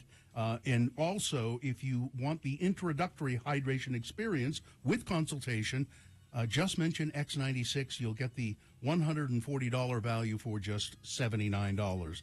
For updates on current offers, visit their Facebook page at Prime IV Riverwoods or call 385-383-6291. Now, before we forget, the brand new Linkin Park song.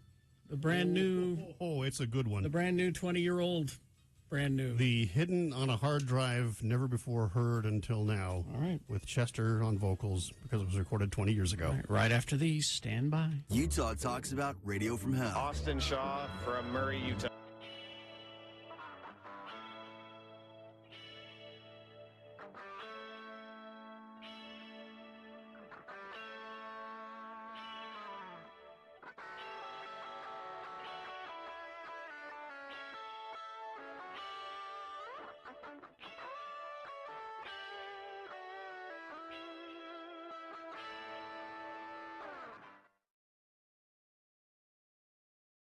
So you had the Cheerios.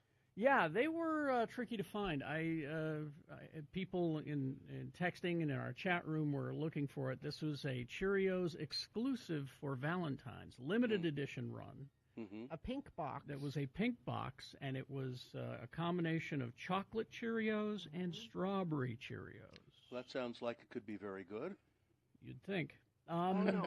But I went to Winco and I found like the only box I think available. Mm-hmm. I couldn't find an end cap or anything like that. I think I found the one box.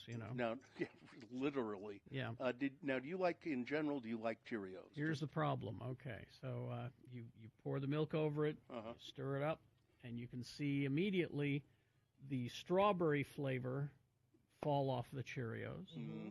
and then you see the chocolate flavor fall off, and it turns into the milk. It makes it chocolate strawberry milk, which is delicious. Which means you're stuck with a bowl of Cheerios now. So that's the only problem. So you don't really care for Cheerios? Not that I hate Cheerios. I just prefer other cereals. If you're a Cheerios fan, this is a wonderful thing. But I like Cheerios quite a bit. I haven't had them for a long time. For me personally, it's just okay. So they just have chocolate and strawberry dust on them. Yeah, well, the chocolate Cheerios are chocolate. They're brown. All the way all the way through. So All there right. must be maybe some sort of flavor. Or maybe it's just coloring. I don't know. See, I like they have these Cheerios almond clusters. Oh, those are good. Which are really good. Mm-hmm.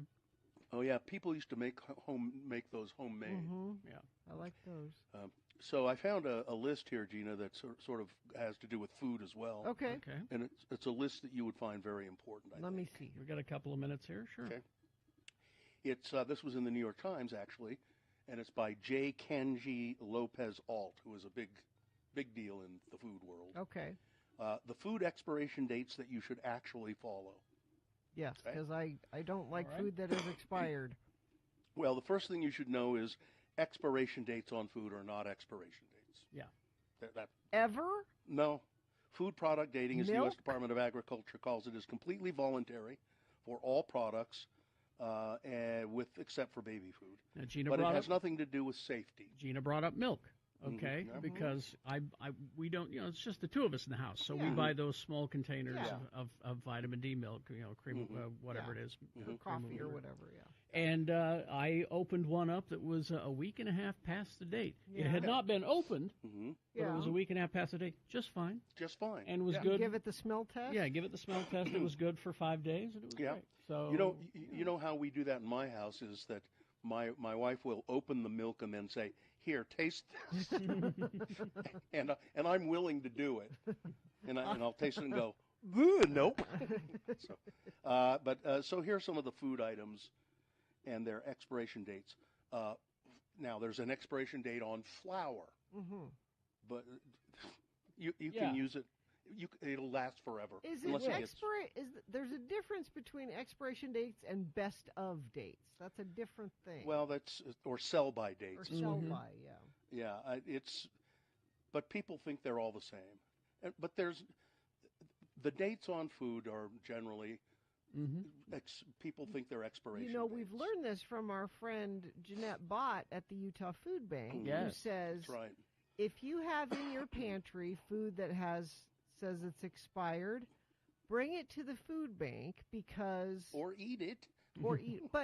but it's okay to donate food to the food bank if it says it's expired. She said they actually are very good at the food bank of recognizing, well, even though this has this date, it really is fine for another. Let me get to some of the others before we run out of time. yeah, we're almost done. Bread.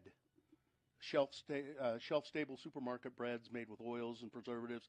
They can stay soft and not go moldy for weeks past the date on them. Beans, of course, spices.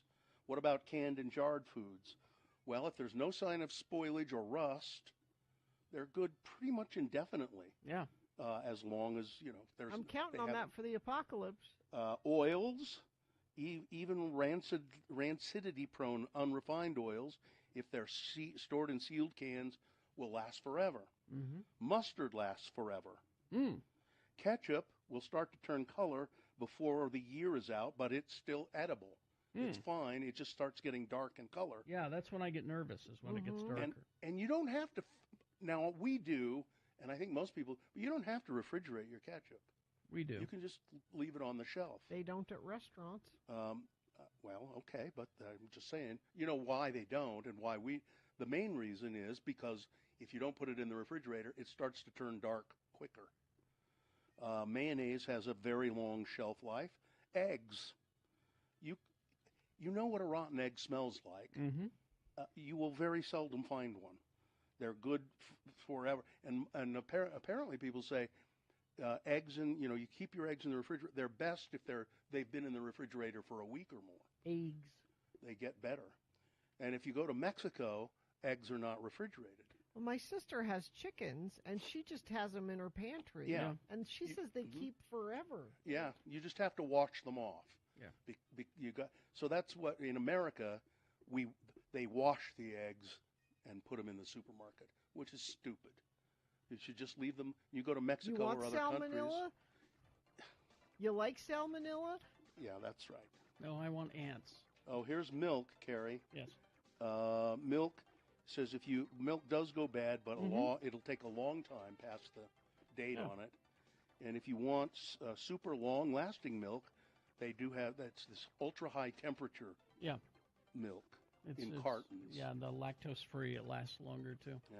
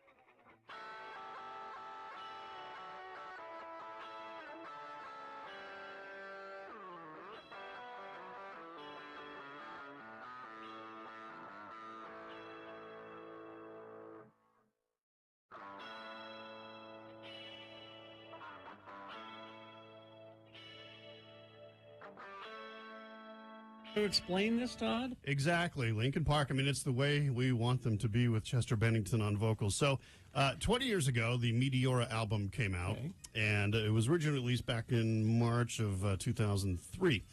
But they're doing the 20th anniversary edition of it, and in doing so, they're going to put out all these big deluxe box sets and vinyl and this and that and all these scraps and things to make it kind of cool. But they were going through their archives, and they actually found this track that we just played. And as it was explained to me from Warner Brothers, they said that as they were trying to put because when bands make an album, they go in and they'll record like 30 songs, and then 10 of them will make the record.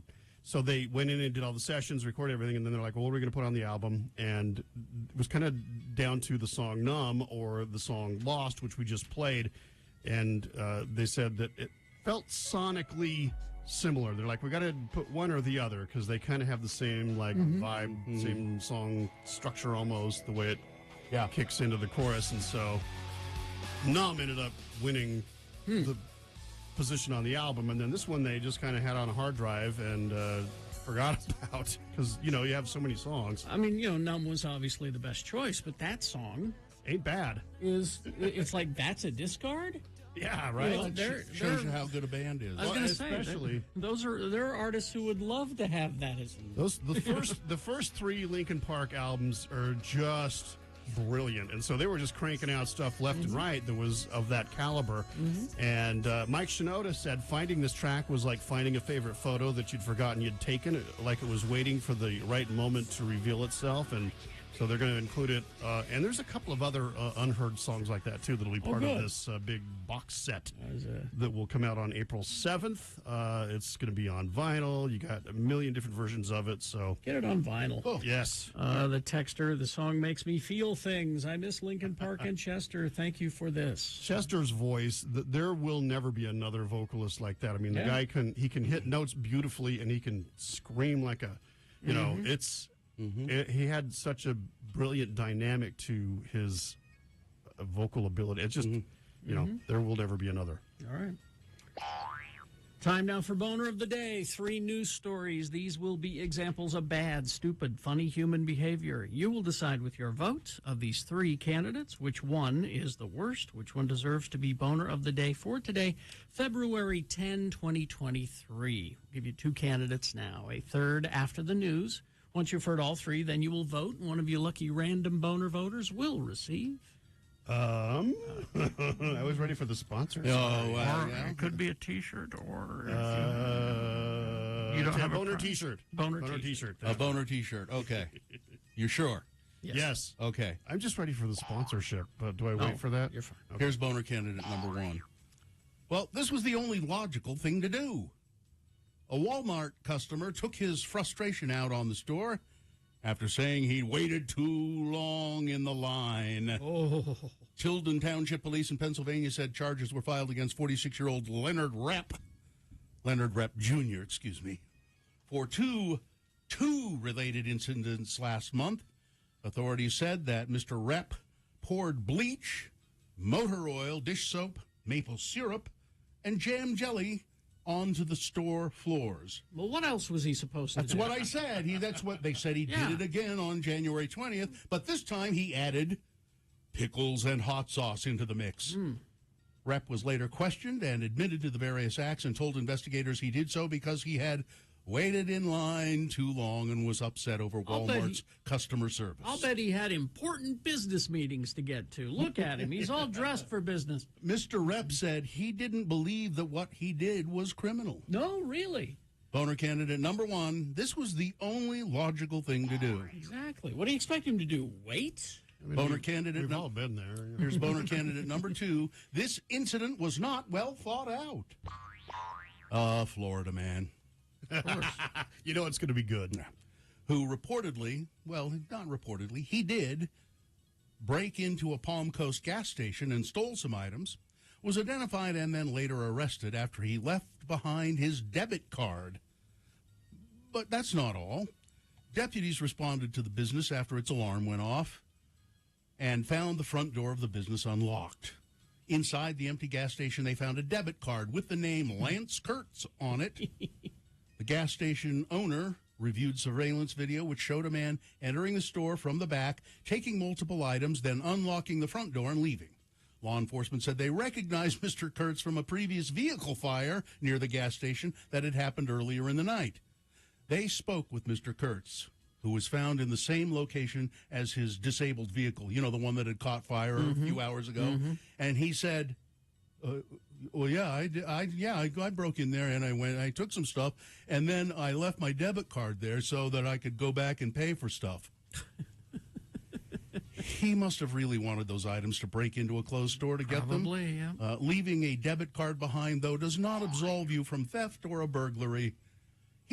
The incident was just not well thought out. I was going to say, yeah. Boner candidate number 2. Thank you.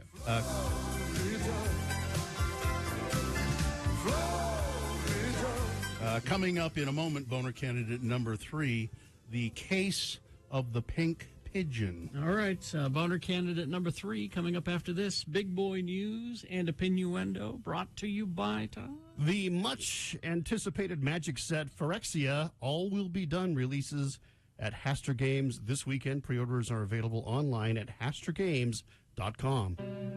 I was going to make this a boner candidate. I'm not for censorship, but would be the title. When Stephen K. Bannon, the White House strategist turned podcaster, was explaining the latest COVID-19 developments in 2021, he passed the microphone to a special guest, Clay Clark, an evangelist and anti-vaccine activist. For nearly 10 minutes, Mr. Clark rattled off one false and misleading statement after another. Yep. COVID is 100% treatable with hydrochloroquine and other drugs. No.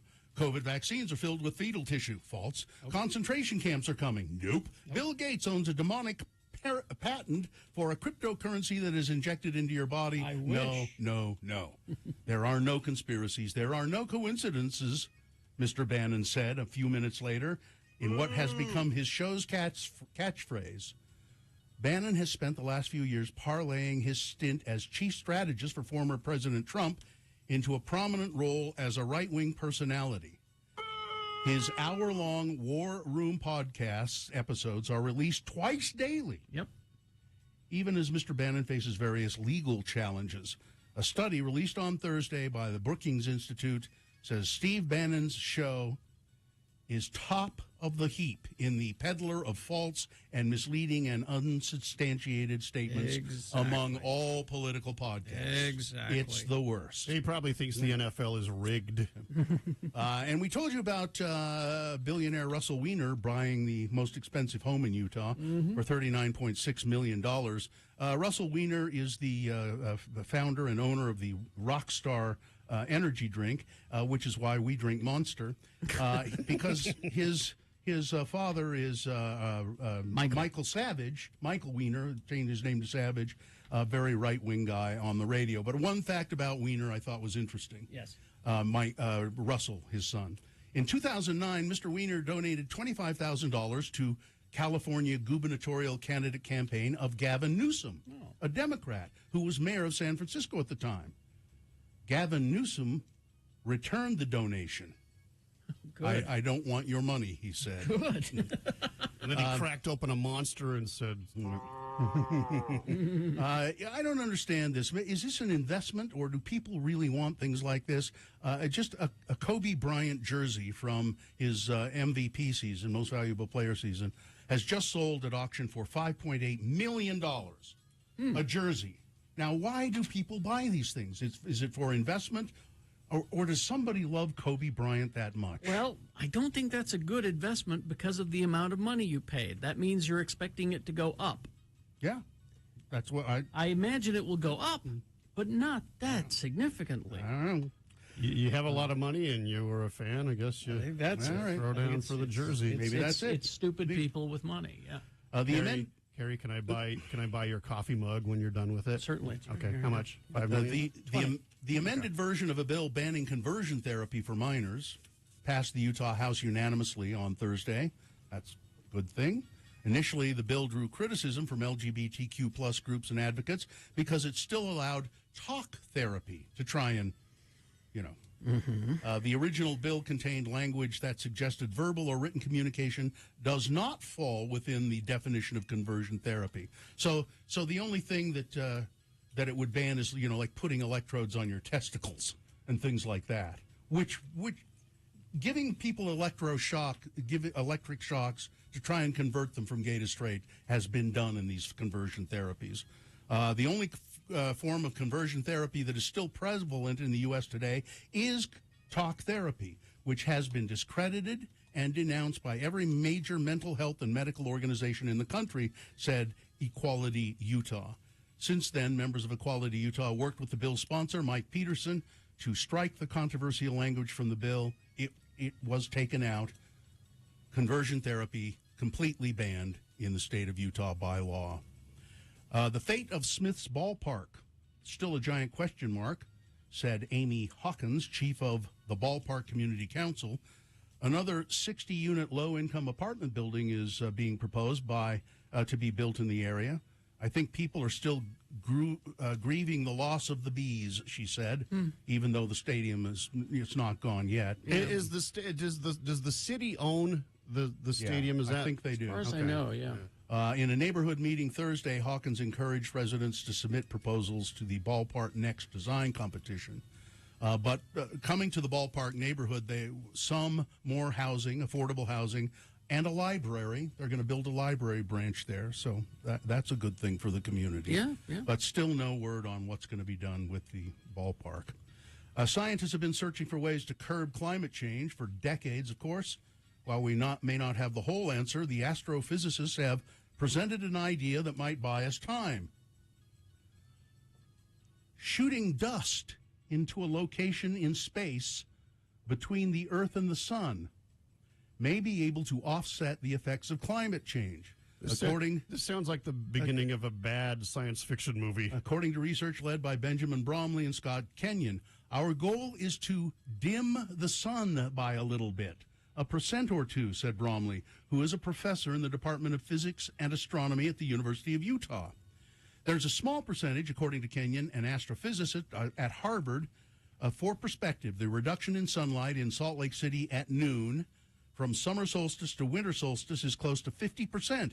However, shooting this dust into the atmosphere or into space, not to the atmosphere, might reduce the Earth's temperature by 1 degree Fahrenheit. Excellent. The dust would be shot from either Earth or the moon to a spot called the Lagrange point, where stuff kind of lingers owing to a combining force of gravity on the Earth and the sun. What could go wrong? Yeah, I'm sure it'll work. And why do kids, when you get a doll or an action figure, why do kids like to undress their dolls so much? That's why I get them action figures with no clothes, so they can't do it. But think about this.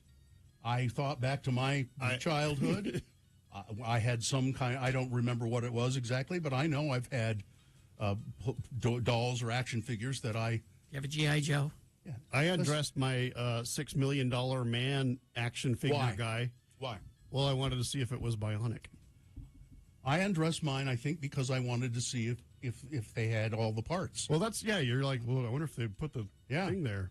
Yeah, so you're a kid. So researchers, Alyssa Roberts, a psychologist, says she was on a podcast called Scary Mommy.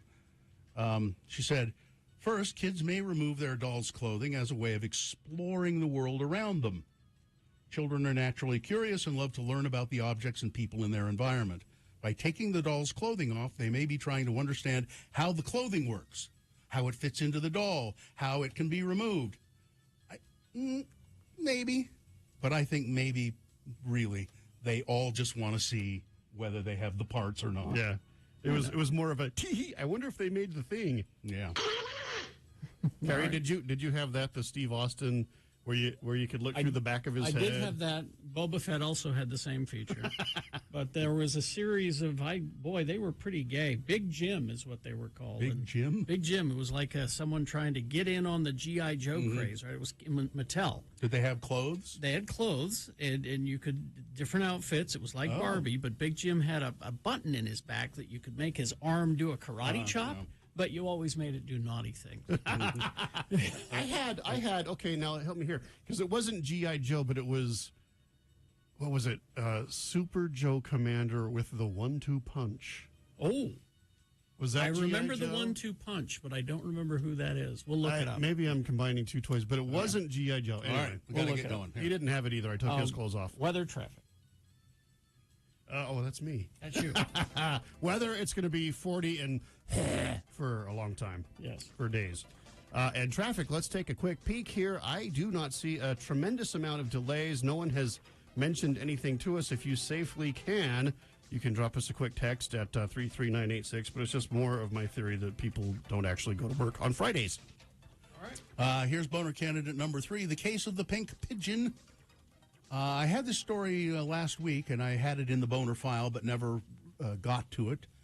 But now it's taken on another aspect. Oh. The New York City Police Department's Animal Cruelty Investigation Squad said now they are investigating how a white king pigeon, nicknamed Flamingo, ended up dyed completely pink before being found by rescuers.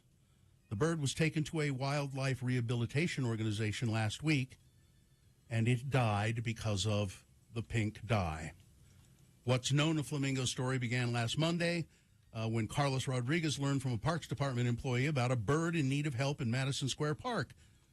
Mr. Rodriguez, an avid animal rescuer who lives nearby, said he was used to getting calls from people alerting him about animals in need.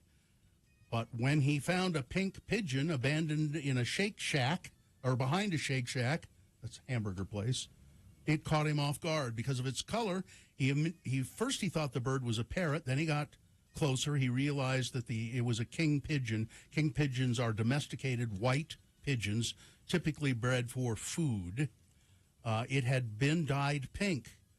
I could smell the fumes of the dye coming up off the bird when I picked him up. The pink pigeon died because of this coloring. They think it might have been a gender reveal party. As to someone why was dyeing pigeons pink? and or blue or whatever, for the gender. They don't know, but whoever did this, and if they find whoever did this, it's a crime. It is, yes. They killed this poor pigeon by dyeing it pink. That's boner candidate number 3, the case of the pink pigeon. All right, let's review the first 2 and vote. Boner candidate number 1, this is the only logical thing to do. A Walmart customer upset over long lines poured bleach and oil and maple syrup and pickles and jam onto the floor of the Walmart because he was angry. Boner, and that'll move you up in line if you do that. Yeah, magically. Boner candidate number 2, this incident was not well thought out. A man breaking into a gas station, he was identified after he left his debit card behind. And boner candidate number 3, the case of the pink pigeon. There we go. You've got to decide of these 3 candidates, which one is the worst? Which one deserves to be boner of the day for today? February 10, 2023. 1, 2, or 3. Remember your candidate number, the one that you think should win. Put that single digit in the message of a text, then text that to 33986. Or you can call the producer's booth at 877-602-9696. Katie will take your live voice votes in there. You can also go online, x96.com. Look for the box that says Boner of the Day, February 10, 2023. And if you don't see that box, refresh your internet browser. It'll appear. You can click and vote. Easy to do, but only 4 minutes to do it in, so let's go. It's Boner of the Day.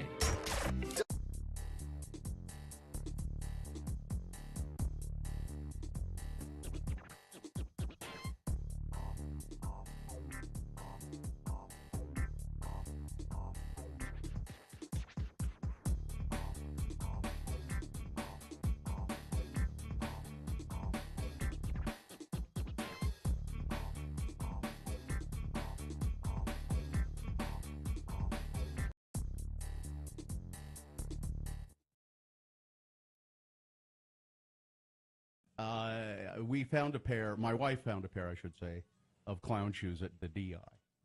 A giant Sad pair. dead clown. That's immediately what I thought was dead clown. How else do they end up I went right to dead what's clown. What's sad about a dead clown? This is a day of celebration. Depends on where you find him. Yeah. If you find him in the forest, that's kind of sad. It's a gigantic pair. I think they were, I'll take a picture of them and present them next week. She bought them? Yeah, for my kid. Giant pair of, they're plastic, but they're meant to be, you can wear them. A giant pair, and I think they're pastel, like baby blue clown shoes. Is there a law that says clown shoes should always be red? That's what I thought. That's what I thought. They're red. to The me they nose were- is red. The shoes are red. It seems to me they were, yeah. And was he excited about the clown shoes? Well, thrilled. Congressman Bozo would like to put forth the following law. That clown shoes will always be red. You know, I proposed this many years ago. I think we should have a National Clown Day where everyone in the United States, by law, everyone, by law, is required to wear a clown costume. And I mean everyone, from the president to the members of Congress. You wouldn't do that. If it was a law, you would stay home. police officer in your home, people could come and knock. Authorities would come and knock on your door, dressed as clowns, and say, Clown check. "Are you? Yeah, exactly. Are you in there? If you're not dressed as a clown, you're going to clown jail." You see, this is why Bill would be an excellent Republican. He fails to see the constitutionality. And that's why the Constitution is suspended for one day. One day, maybe a week. A week. What is the purpose of everybody being a clown? It would humble all of us.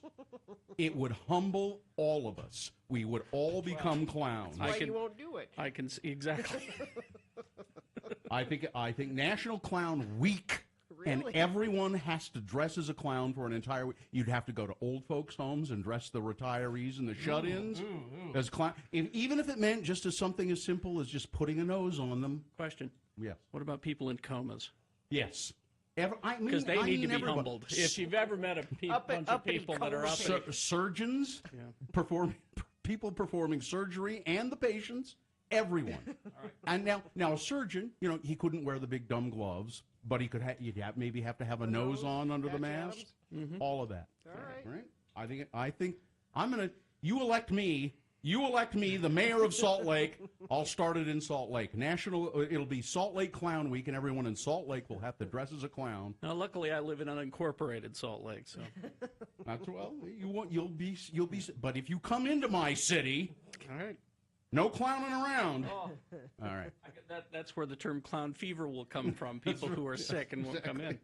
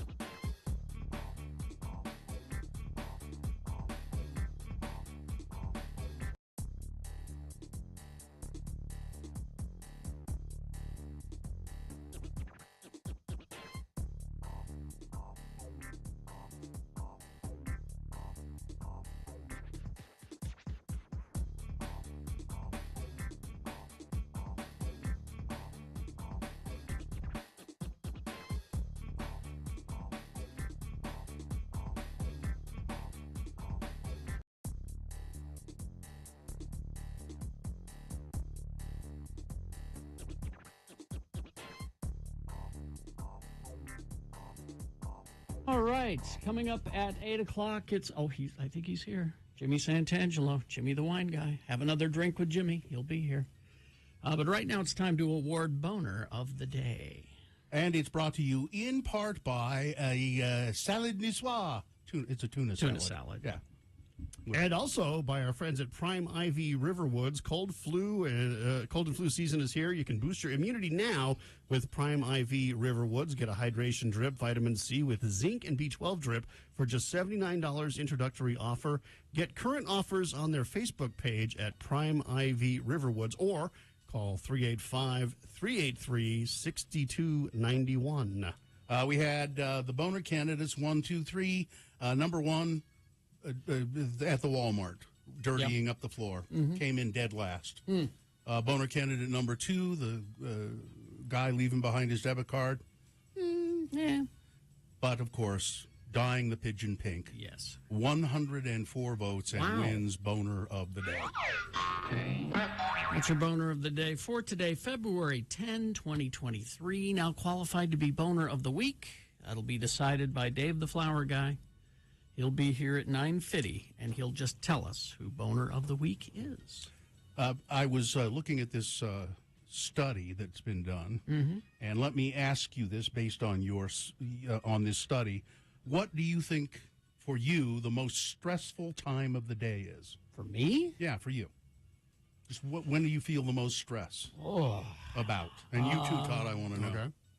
I would say probably shortly after the alarm clock goes off. Like at 3:10? Yeah, the alarm goes off at 3. I take the dogs out to go potty, and then I take a look at my email, and that's when my stress begins. How about you, Todd? When the most stressful time of the day? It's not first thing in the morning because I get up, and that's kind of like my special time, which lately has been, ever since COVID, like I wake up almost when you guys do, like at 5. Yeah. And I have found that I'll get up, get my coffee, go into my home office / studio, and start working on radio station stuff because I've got a good... Okay, fine. When is the most stressful time of the day? But I'd like to do all that fun stuff before I get into my emails.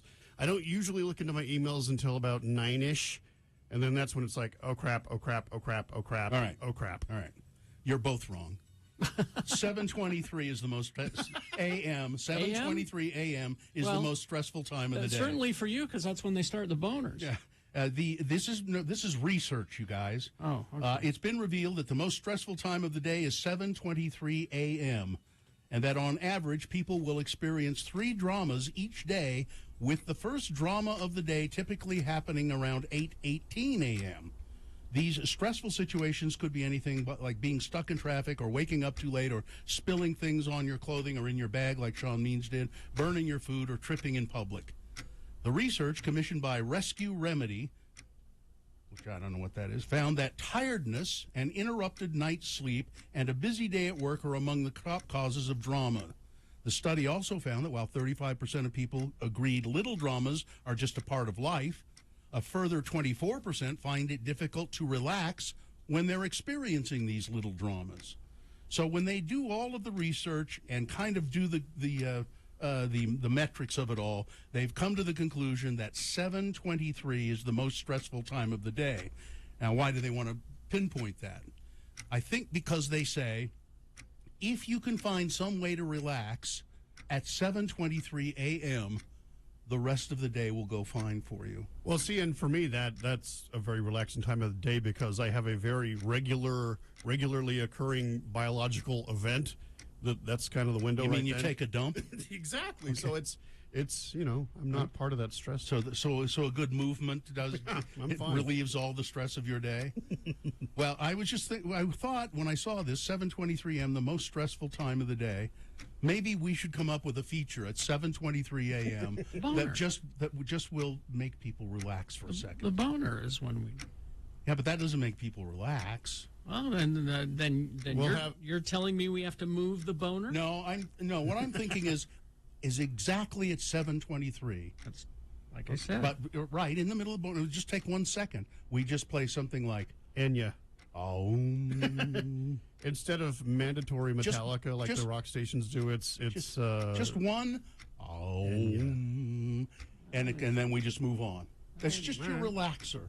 And Kerry's looking for something. He's got something in mind Might have already. something, Just to help people.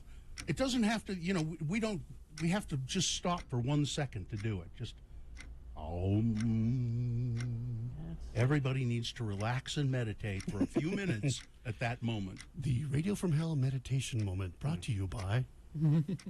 Hey, we could get that sponsored. Okay, well, no, that's not it. No. All right. That would not be. Try this. No, that wouldn't relieve stress, I don't work think. either. No. Let me Need see. something soothing. Oh, you're getting close there. That's it, and then just stop it right there. That's close. How about this? No, that just will make people more stressful. I'm telling you, Enya. We need something that just takes like 2 seconds. No. Okay. No. 2 seconds of Enya. Come on. A gong? No. No, these are not relaxing. No. Oh, no, I got it. We'll have Doug Wright come over and just go, oh. That's anything but relaxing. No? No. How about...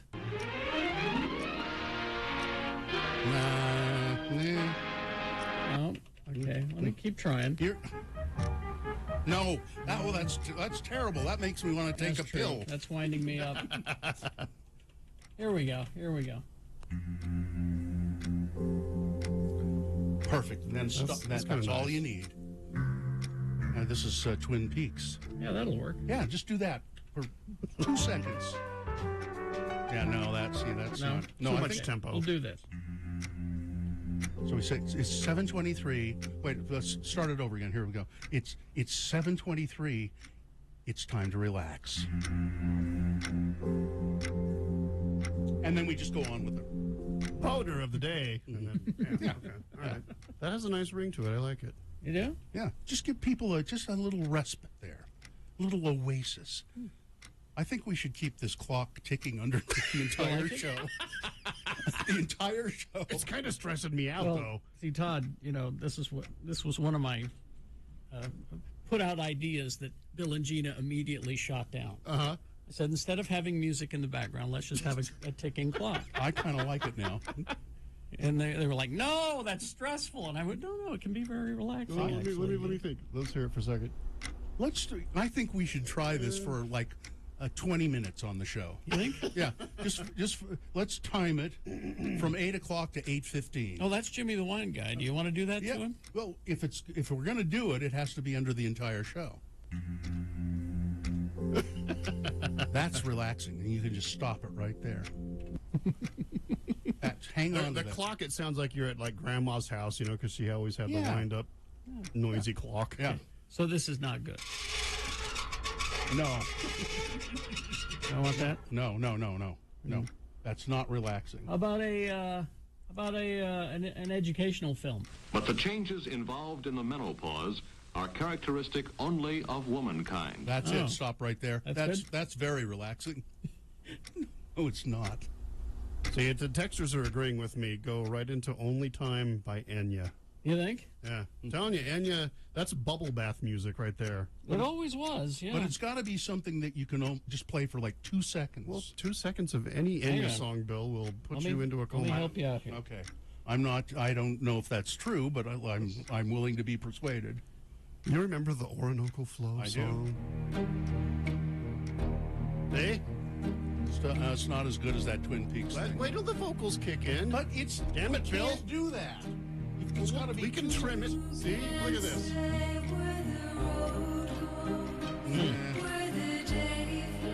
Only time. Makes me feel like I'm at a spa that I can't afford.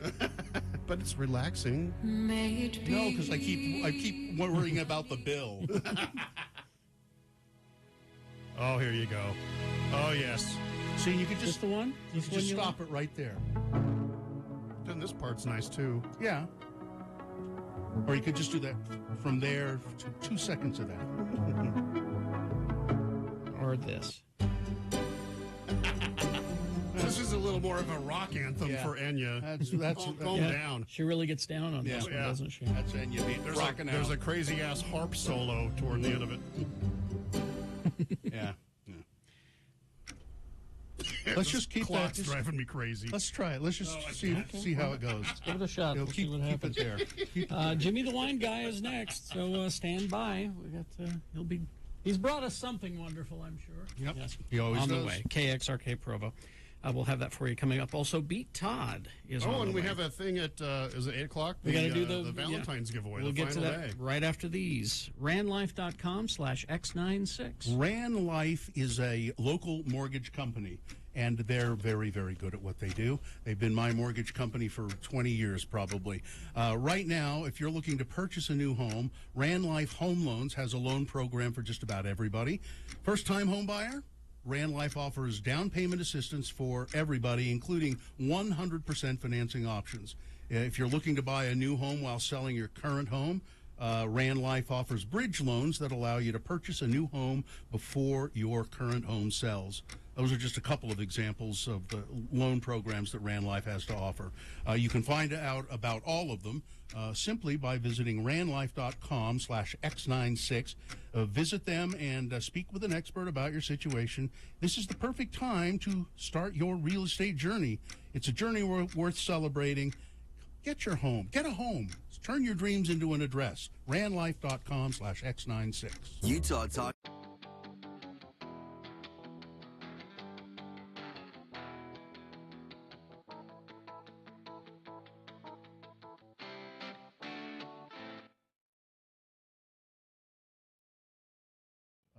Katie loves horror movies. We all kind of like horror movies.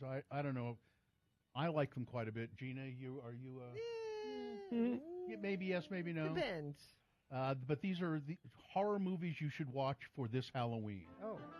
It's Radio from Hell with another list, because people love a good list. X96. October 5th, something called Mr. Harrigan's Phone will be released. This is is it Stephen King or is it his kid? Yeah, it's Stephen King. Based on a Stephen King novella. Yeah. Donald Sutherland and J. Dean Martell from It. It's about a phone line gets buried in a grave. Yeah. Oh. And so you're starting getting phone calls from the grave. Yeah. On October 7th, Hellraiser. Yes. A reboot of the classic 1987 film. In this version, a young woman finds a cursed puzzle box and accidentally unleashes the sadistic, demon-like Cenobites upon the world. The film is attracting attention for the fact that it has not only recast the role of the main antagonist, Pinhead, who was played by a man, Doug Bradley, for years, but it has put a woman in his place. Might be interesting. October 14th, Halloween Ends. Yes. We talked about it. Carrie's talked about it. Carrie's excited. You can see that on Peacock. Yeah. There's a great picture here of Jamie Lee Curtis back-to-back with Michael Myers. And she says this will be the last time she plays Laurie Strode. October 19th and October 26th, The Good Nurse. I bet she's not a good nurse. A crime drama. I bet she's a bad nurse. It was like The Bad Lieutenant. I went to see that movie, and they were wrong. He was not a bad lieutenant. He was a really bad lieutenant. This is a crime drama, is part of Netflix and Chill's October lineup. It follows nurse Amy, Jessica Chastain, investigating a series of mysterious patient deaths that begins soon after. And he looks guilty. Eddie Redmayne, playing another nurse, starts working there. He just looks weird. So, Pray for the Devil, P-R-E-Y, for the Devil, October 28th. And that's the last one on the list. That's about a young nun who was allowed to enter the Catholic Church's exorcism training program, which doesn't normally allow women. But, why not? You're mentioning newer ones, but this is a good time to remind people that Salt Lake Film Society has their Tower of Terror classic horror. Looks like this weekend you've got Mandy and Candyman, the 2021 Candyman. Oh, the recent one. Oh, it's a good So yeah, really you should go to Salt Lake Film Society and check out your favorite classic horror films on the big screen. All right.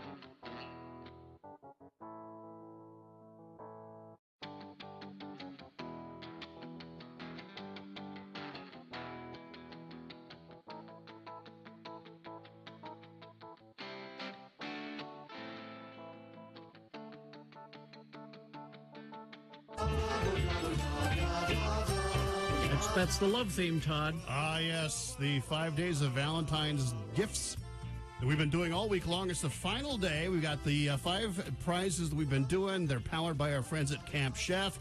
Marcy will have a prize at 1 o'clock. I'll be back for my prize at 5 o'clock today, which it's a good one today. $200 from Living Spaces. Find amazing deals for the entire home at the new Living Spaces grand opening in Draper coming today. They're open. Shop in-store or online at livingspaces.com. Plus, you can enter to win the grand prize. This is sweet because you go to x96.com, you enter to win the grand prize. Now, that's all of the different daily prizes that we've been doing, plus a Camp Chef pellet smoker. So sign up for that at x96.com. But if you want to score the $200 Living Spaces gift card, text bedroom to 33986. The computer will pick a random texter. That's bedroom to 33986. All right, have another drink with Jimmy the Wine Guy, brought to you by... I'm reading this off of my I've phone. got it. Okay. The trifecta of Valentine's Day wines. Yes. Mathieu Sauvignon Blanc and 19 Crimes Snoop Dogg Cali Red and Martha's Chardonnay. Get yours today. Love it all. Feel better. Have another drink and you feel alright.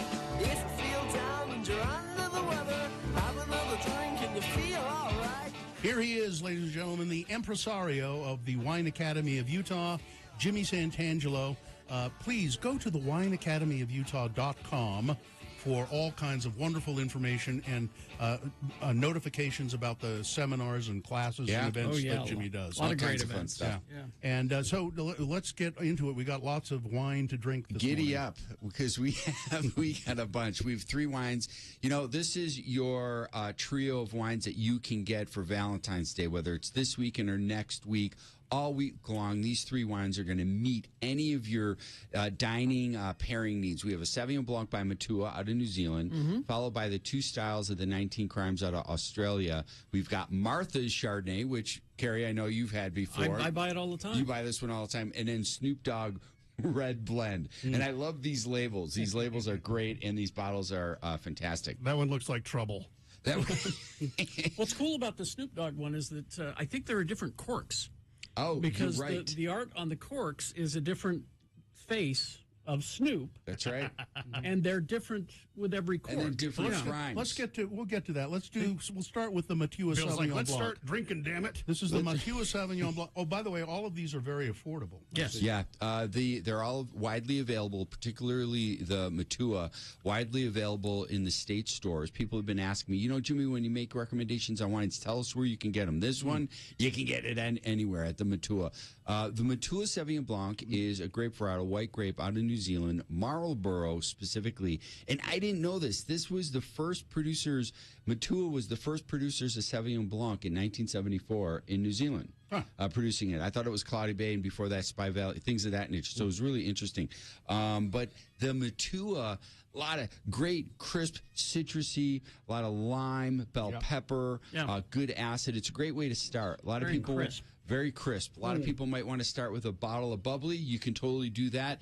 This is in its place because bubbly, you got to drink, you open it, you got to finish it kind of a thing, where the Matua, it's going to last a day or two for you. Some people don't drink all the wine when, I know, crazy, when they open it, Now, let's go to, and here's my glass. You got it. This is 19 Crimes wine, an Australian wine. 19 Crimes turned convicts into colonists. Upon conviction, British rogues guilty of at least one of the 19 crimes were sentenced to live in Australia rather than death. This punishment by transportation began in 1787, and many of the lawless died at sea. For the rough-hewn prisoners who made it to shore, a new world awaited.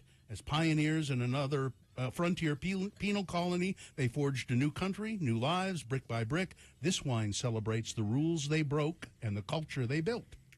And it's got Martha's face on the label. Yeah, to boot. After all that fancy stuff. It's a lot of Martha Stewart. Yeah, Martha Stewart. Yeah. This is my wine. This is Chardonnay, sourced from throughout California. Well, this is what's going on here. This is what I can tell on my palate. The tasting notes, the tech notes aren't as revealing.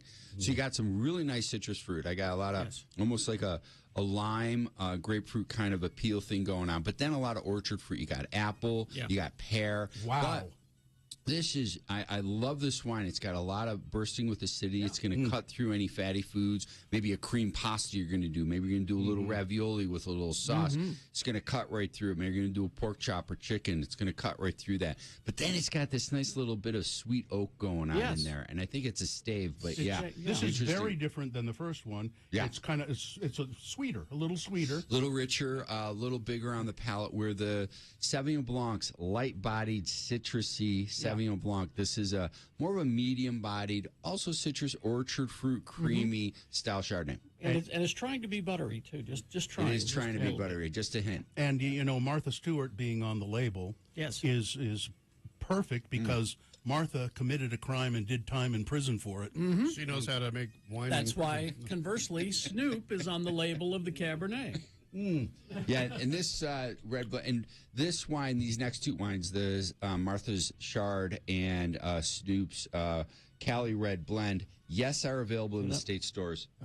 I'm finding them available at Store 41. A lot of people ask me which one that is. That's the one over by Costco on 300 West and 16 South. Also, Murray Holiday has these, and then Sugar House stores, but they're available, and you can go to the website, the DABS website, and they have a locator app there too, so you can find it close to you. I feel like that when I take a sip of the Snoop Dogg wine, it's going to be one of those moments where you take a sip and go, "Woo!" No. Has this got any herb in it? If you know what I mean? Yeah, Bill, this of course is 420 friendly. It has hints. This is Petite Syrah. You got other blended reds. These are grape varietals that are very ripe on the vine, meaning when they grow on the vine, they just got a ton of impact to sugar in there. So when we convert that, you're making a full-bodied. That didn't work for me. Just went down the wrong pipe. Listen, my first alcohol experience was with Zima, so I'm not at all sophisticated. We got to get you there. We got to school you. This is Jimmy's here. very nice. It's a really great red. It really is. Rich. I've always said with the red wines, I like the ones that I know that it came from fruit. I don't. Like when you get to the big Cabernet or. Yeah, Cabernet Sauvignon. Those chewy ones, those, I can't get the bit out of them, Yeah, my wife loves those. This is like plum. So those are the tannins. Yeah, this is fruit. And this has a bit, admittedly, it's too chilled. It was in my car overnight. So it has too much of a chill. Yeah. So even those, as few drying tannins as this wine has, it would be even less had it not been at this temperature. See, the chill's bringing out that dryness. Whereas if this was at room temperature, at a proper temperature, the fruitiness, and it's still bombing with fruit. I got the alcohol level. It's only 13.5, so really? that's right in there. I would have suspected it being a little bit more. We can check the. That's showing about 13.5 on the palate, though. It is just baked black and blue fruit, bursting with plum. Yeah, this is one of my wife's favorites. She loves it. What I like about these two 19 Crimes, and Sauvignon Blanc's my wife's go-to varietal, particularly Matua. If I come home and she sees Matua on the kitchen counter and some goat's cheese, she'll be like, "What'd you do?" It's like, "Man, get out of jail." So there's Matua Sauvignon Blanc, 19 Crimes Martha's Chardonnay, and 19 Crimes Snoop Dogg Cali Red Blend. All of these are very affordable and very available. Yeah. Very available. $14.99 for either of the 19 Crimes, and then what is it? $11.99 for. It says 12. $12.99. $12.99 for the. Excuse me, Matua. $12.99 for the Matua. That's right. Yep. And They're readily all available. delicious. They're all just terrific. Fun wines. This is a fun lineup, and I think it'll meet anybody. If you're going over to a friend's house, bring one of these or all three. Oh, yeah. It's really going to pair with whatever you have lined up for food. Whether it's just snicky snacks or you're making a total dinner, it's going to work out. Jimmy, quickly, what's coming up? Wine Academy of Utah classes. Next week, we've got a sold-out show at the Tracy Aviary. Make sure you buy tickets for the following month. We also have a Ken Garf at the Rice Eccles Stadium. That's a members only, but contact me. I can get you in. We're doing a whiskey tasting focusing on single American malt. Go to wineacademyofutah.com. You can find those schedules and information about all of these wines. Thank you, Jimmy Santangelo. Thanks, You're the guys. best, Jimmy. Have a great weekend. Thank you. All right, traffic. Todd. Taking a look at traffic, it doesn't appear that things are too bad. We have a situation again on the east part of I-215. This is going to be on the southbound side. A little bit of a delay there. Otherwise, things are flowing along rather wonderfully for your Friday morning. And there you go. There you go. All right. Thank you very much. It's time to call and play Beat Todd because Gina's not here. Beat Todd is the game that we're playing. It's pop culture trivia, Batman trivia today, making it easier for Todd.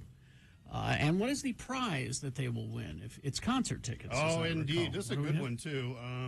I've lost track of some of my stuff.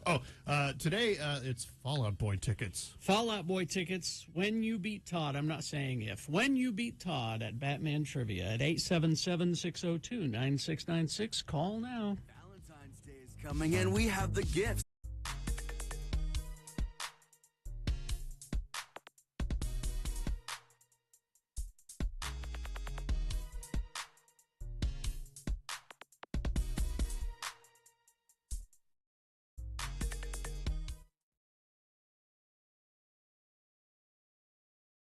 I take notes and then forget them. You take notes? Okay, here we go. So when Bill Frost comes in and recommends TV shows, I try to check some of them out, and I thought I would watch The Big Brunch, hosted by Dan Levy. It's a it's a cooking competition where it's horrible. Really? What's wrong with it? It's just awful. The people on it are awful. The way it's set up is awful. He's just not a really great host. Now I just watched one, and maybe it settles in and gets a little better. Okay. But I think you just hate brunch. That's what I think. You are a brunchist.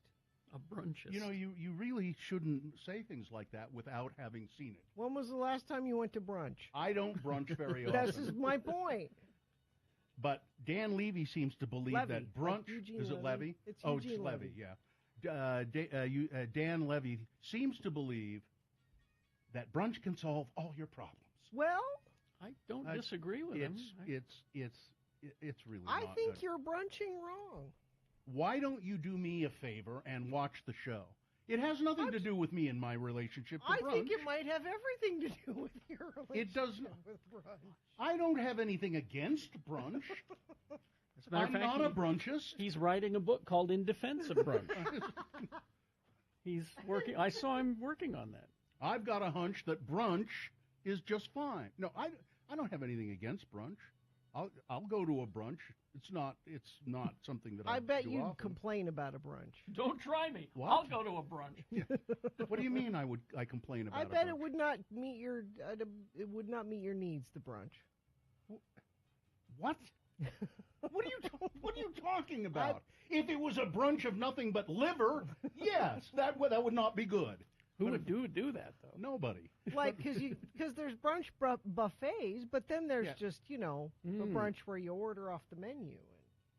Yeah, I don't think that's brunch. Ordering off the menu doesn't count as brunch. I don't it think has so. to be a buffet. Really? I think kind of. No, Yeah. I disagree. I think it has to be a buffet. Some of the more wonderful brunches I've had were off the menu. No, but you don't because when you go to a brunch, you want to be able to, You go to the omelet graze. station. Yeah, go to the omelet station. And usually they'll have a roast beef. When I go to brunch, I don't want to get up from my table. I want everything brought to me as though I am the king. Well, so we have our own theories about brunch, but nevertheless, the show The Big Brunch sucks. Yes, that's what we're. Well, it really does. Okay. Well, now I have to watch it. And see. I'm not a brunchist. The judges are terrible. It's just not good. What are they judging? The food? Yeah, okay. So now what we want you to do here is we want you to make an egg dish that represents your personality and your goals in life. What?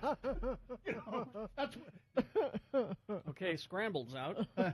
Really? I mean, everything is every dish that they do is kind of geared that way. Well, you're poached, Bill. Clearly, we want you to make an egg dish that tells us about your past. What? Historical eggs? I mean, that's what it's like, and it's terrible. It's a terrible show. I like brunch just fine. Now, if I were a good morning radio DJ, I'd be writing a parody song right now, done to the tune of "King of Pain" by the Police, "King of Brunch." King of Brunch. Because I am the king of brunch. Yes. There's a pitcher of mimosas on the table today. The same old. Yeah. I would. Well, I'm not a very good morning DJ. No. Well, you need time to do these things. No. All right.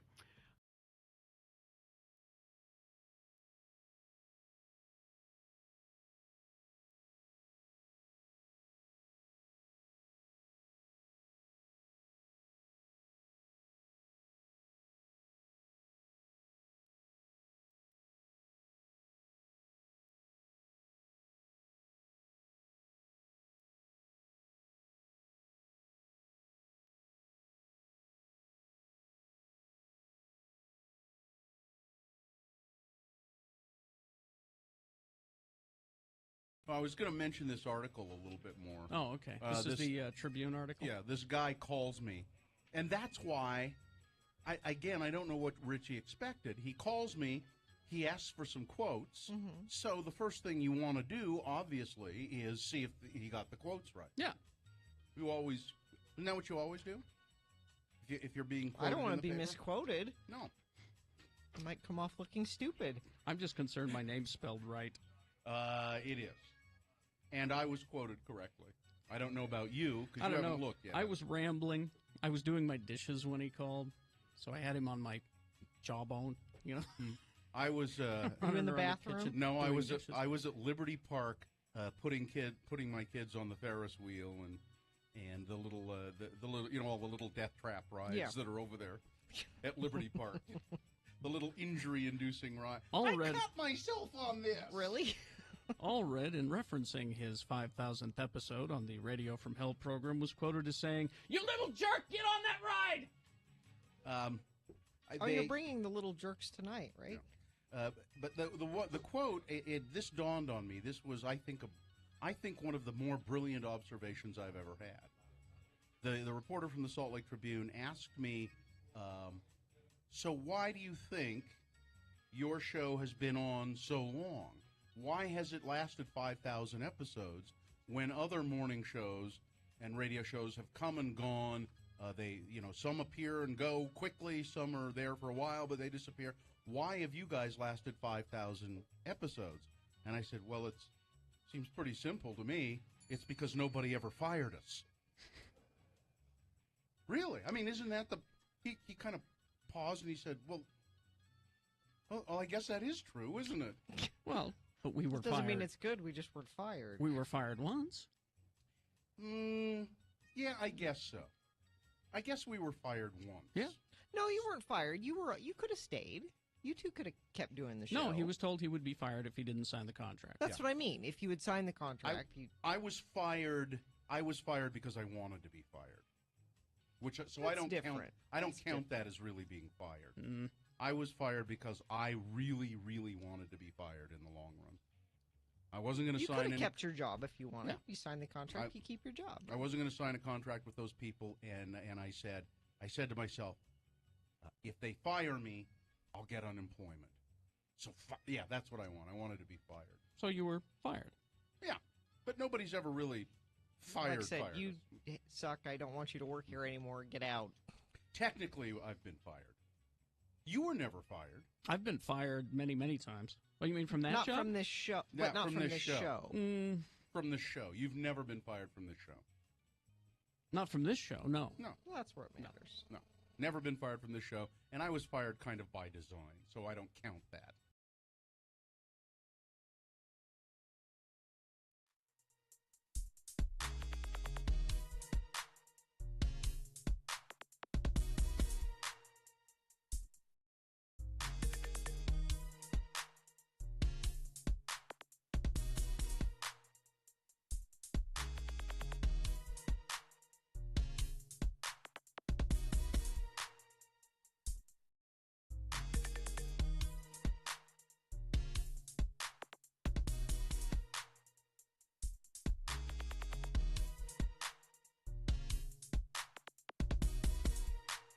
Oh, sorry. Oh, that's all right, Gary. I understand. I knew. I know we were enjoying that song by Randy Newman. Randy Newman. Yes, Randy Newman. You wish. Well, we've had to stop answering her phone calls. Oh, no. She's more than persistent, but there's no way Mayim Bialik will ever be the guest host here on Beat Gina. Good. I'm your announcer, Johnny O, with a word from the serial Shot from Guns.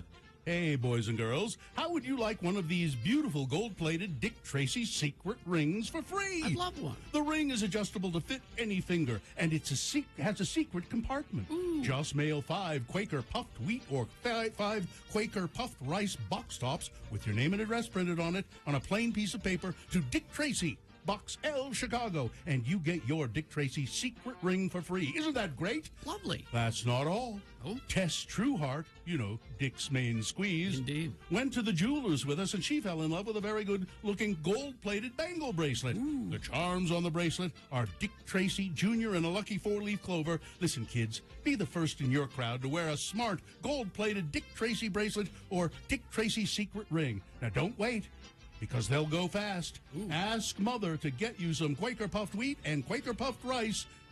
Today, it is the cereal Shot from Guns. Yes. And now, here he is. And I see he's wearing his secret ring today. Indeed. Harry Jackson. Thank you, Johnny Ola. You're welcome. All right. We got our contestant. The randomizer has chosen, is it Carly? Yeah, I think it's Carly. Hello, Carly. Are you there? Oh, sorry, Carly. Are you there? Carly. Yeah. There we are, Carly. Okay, Carly. Let's find out who's going to go first. It will give you an advantage in the game. Let me pull out the coin toss app. You call it heads or tails. Heads. All right, coin toss app says heads, as you can see, Todd Newcomb. That means that All right. Carly goes first. She's on her way to those Fallout Boy tickets. Can I read the sponsor yet or no? You do it now. Okay.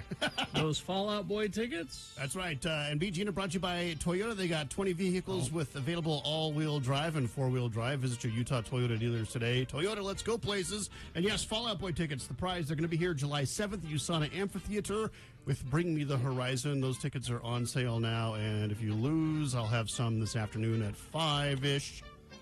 You can or win whenever. them. This afternoon would be Todd Newcomb. All right. So, Carly, this first question is for you to answer exclusively. If you get it correct, you get the point. If not, I'll allow Todd to answer it, and he will steal your point away, and we'll go back and forth till one of you has 3 points. All right, Carly. Because on this day, the Lego Batman movie was released in 2017, we just went with some Batman trivia. There's a lot of Lego Batman trivia in here, but there's also regular Batman trivia. All right? So, Carly, first question.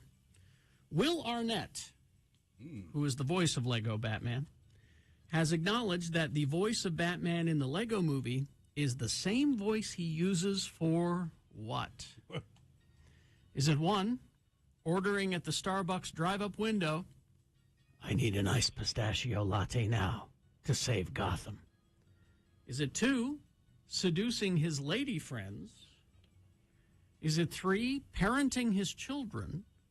Or is it 4, breaking bad news medical diagnoses to friends? I'm sorry, it's lupus. What is the voice? Ordering at Starbucks. Ordering at Starbucks. You'd think, no, I'm terribly sorry. Todd? Todd gets a chance to steal. Well, I hope that's how he speaks to his kids.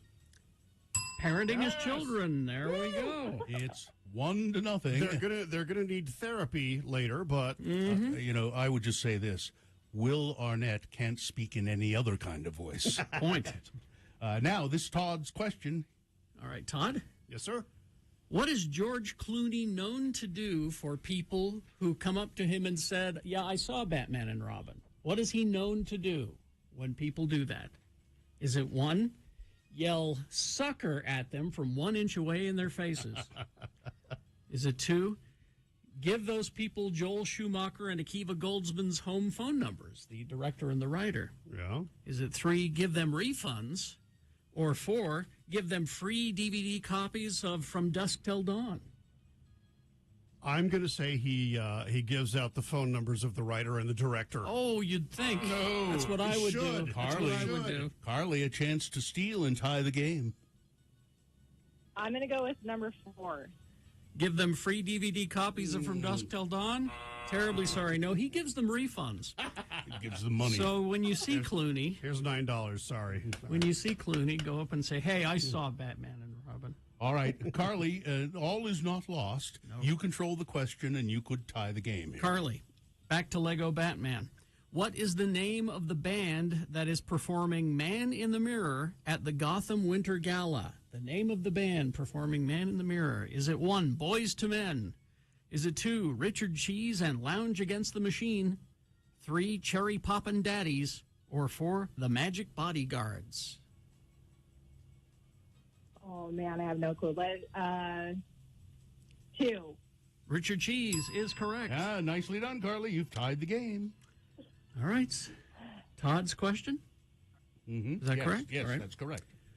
Todd, Val Kilmer and Jim Carrey became good friends during the filming of Batman Forever. What did they bond over? Is it 1, both of their mothers were named Martha? Is it 2, the deaths of their fathers? Is it 3, their mutual hatred of Tommy Lee Jones? Or 4, they're foamers. They have a mutual love of watching and spotting trains. Oh, well, clearly it's number 4. Are you sure about that? I'm 100% sure. Oh, that is not Carly. Not even. I think my I wrote this for personal you. taste Todd answered that way, Carly, because he likes to watch trains. I knew Todd was going to be here today. Terry so I- threw me off with that one. Yeah. Carly, you want to hear the choices again? Please. Is it 1, both their mothers were named Martha? Is it 2, the deaths of their fathers? Or 3, their mutual hatred of Tommy Lee Jones? A, their mother's name. I wish that were the case. No, that's Me a too. that's a DC movie in joke. Sorry about that. That is not correct. Where are we at, Johnny? What is the What's the actual answer? answer? The actual answer is the death of their fathers. I see. Let's see. That was a steal, so Carly controls the question. Carly? Okay. In Lego Batman, what does Batman say his greatest fear is? Oh, I can't use this one. I'm sorry. I've got a mistake on this one. Let's move on. We're going to pick a different one. Sorry. In Lego Batman, when Batman enters the Batcave and asks the computer if he has mail, what is one of the emails that the Bat computer lists off? Is it 1, the Trump campaign asking for 11,780 more votes in Georgia? 2, a coupon from Bed Bath & Beyond?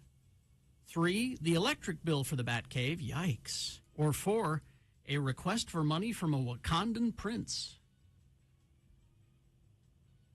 Oh, my goodness. Let's go with The Bed Bath & Beyond. Bed Bath & Beyond is correct. Thank goodness. We said that in unison. Oh, well, we've worked together a long time, We Johnny. have. It's 2-1. It's Todd's turn. All right, let's see. Todd? Yes. What is the group name for the 3 female villains in Batman? They have like a team name. All right. Is it 1, Aunt Harriet's Hellgals? 2, the Splice Girls? 3, the Gotham City Sirens? Or 4, the Freedom Caucus?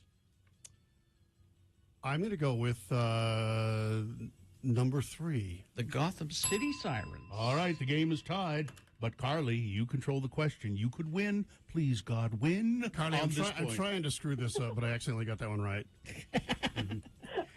All right, Carly, before it was Pennyworth, what was Alfred the Butler's original name? What was his original name before it was Pennyworth? Was it 1, Solo, 2, Porterhouse, 3, Beagle, or 4, Jeeves? Oh, man, this is a guess again. Let's go with 1. Did you say 3? You said 3, didn't you, Carly? That's correct. And you won the game. Nicely done, it's Beagle. Carly. Beagle is the answer. Nicely done, Carly. You have won the Fallout Boy tickets, and not a moment too soon. Amen. Hang on the line, Carly, and a nice person will come on and tell you how to get your tickets. And thanks for playing our game. All right, hang on. All right, kids. I'll go. I'll catch you on the flip side. All right, thank you. All right, Big Boy News now, brought to you by Toyota. They've got 20 vehicles with available all-wheel drive and four-wheel drive. Visit your Utah Toyota dealers today. Toyota, let's go places. Michelle Rodriguez says she learned that she was returning to the Fast and Furious franchise by watching the 5th film in the theater.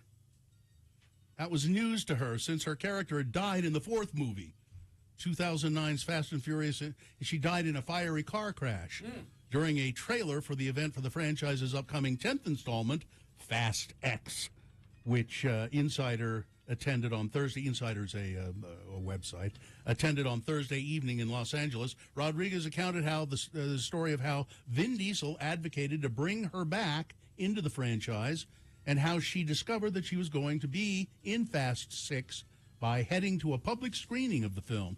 I swear to you, I was in Paris, and I roll in to see Fast 5, and that's when I find out on my own that I was going to be in the movie. I couldn't believe it. Nobody told me. Nobody gave me a call. Nobody said anything. I watched the tag ending, and I said, "What?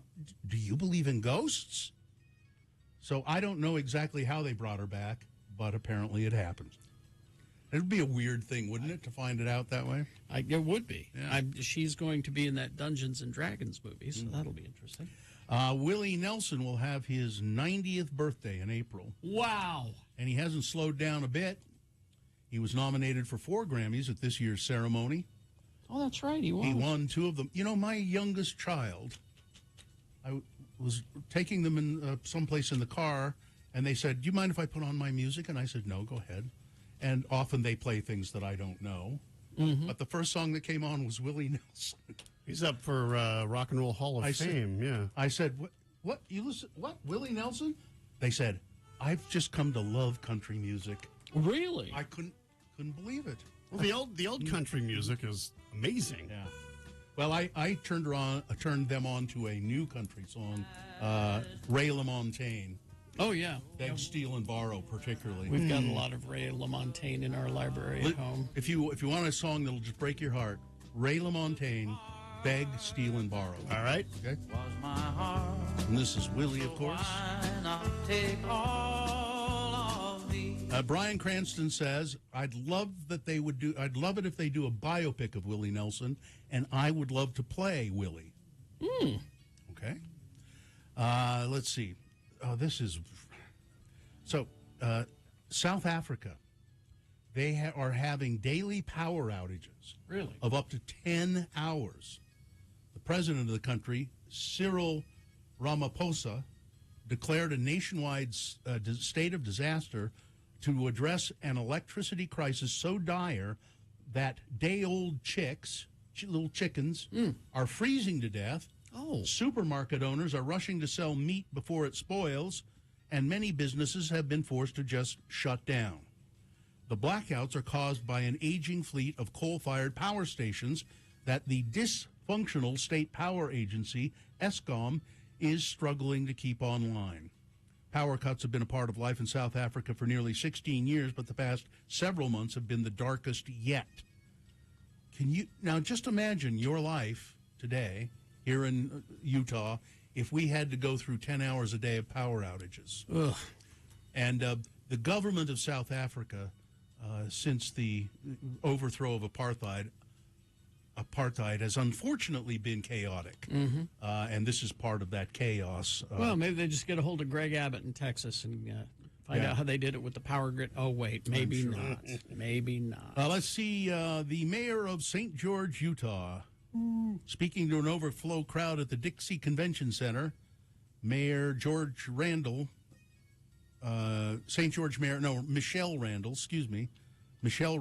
said, we've had a very wet year this year, and we've had a lot of moisture, but we still have a lot of challenges when it comes to water here in St. George. Yes. Despite the ongoing concerns about the long-term availability of water, Randall highlighted the strides the city has made in conservation, including implementation of a restrictive water ordinance that bans non-functional grass on commercial and residential developments, limits the amount of grass allowed at home.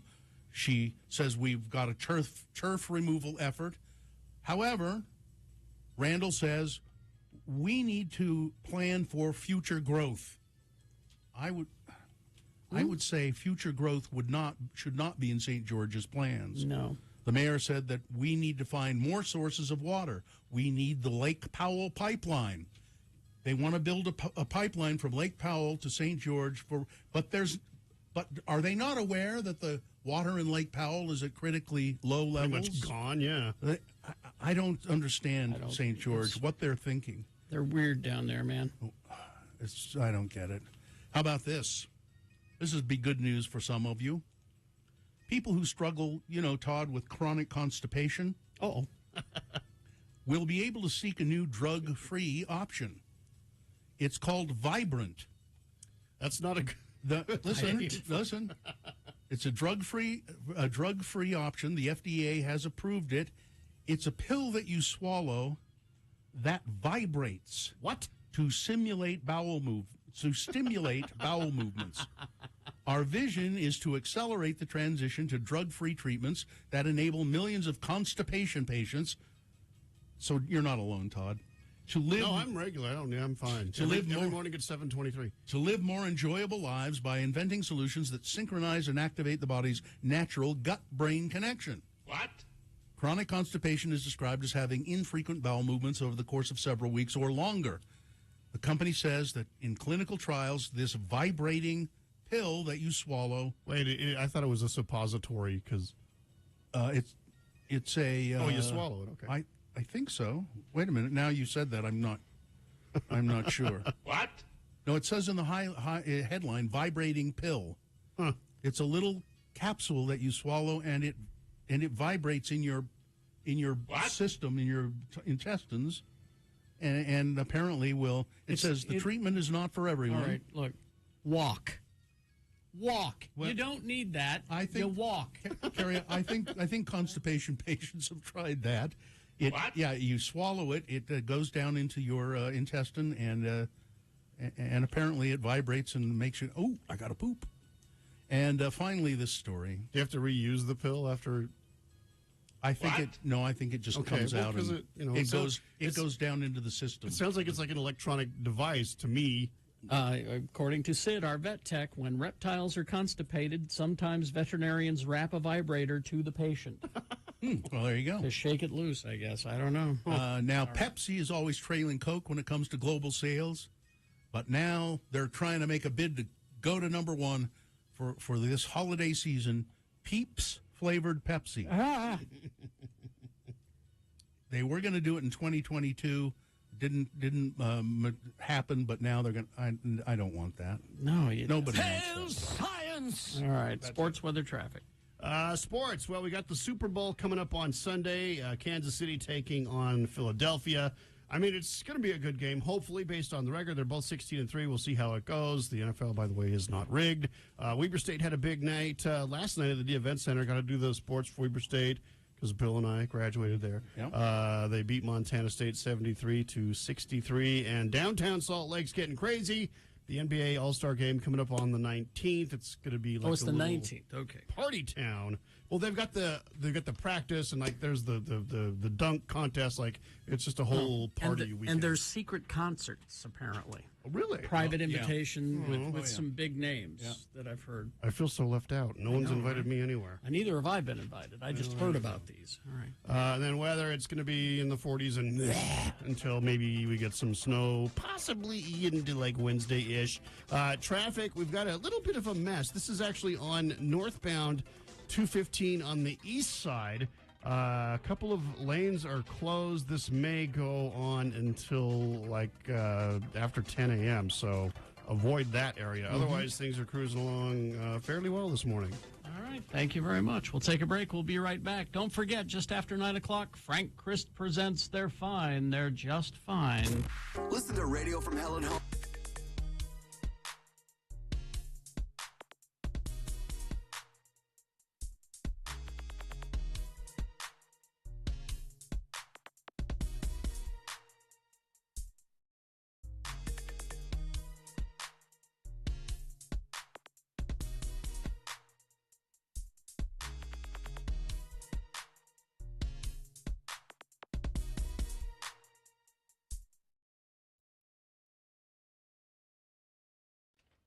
Now, I saw this story today, and Is that the one I was going to mention earlier?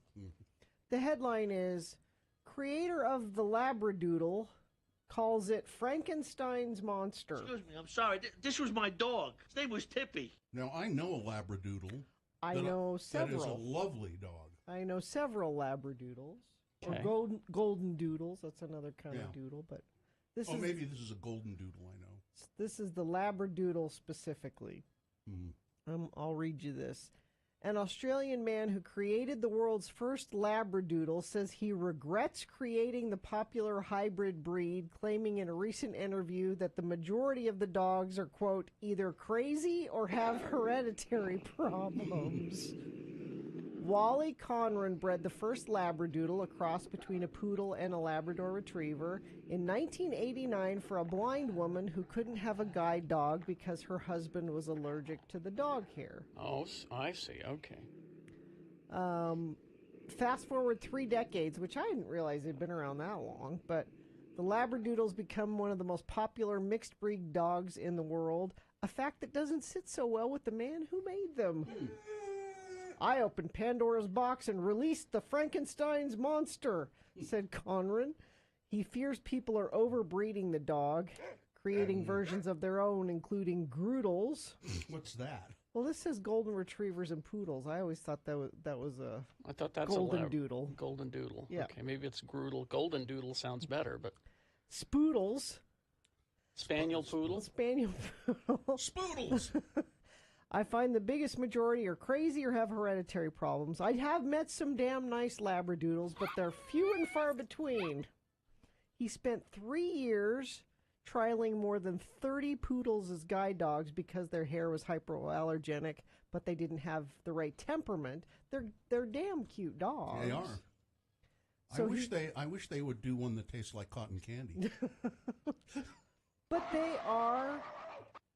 they're everywhere.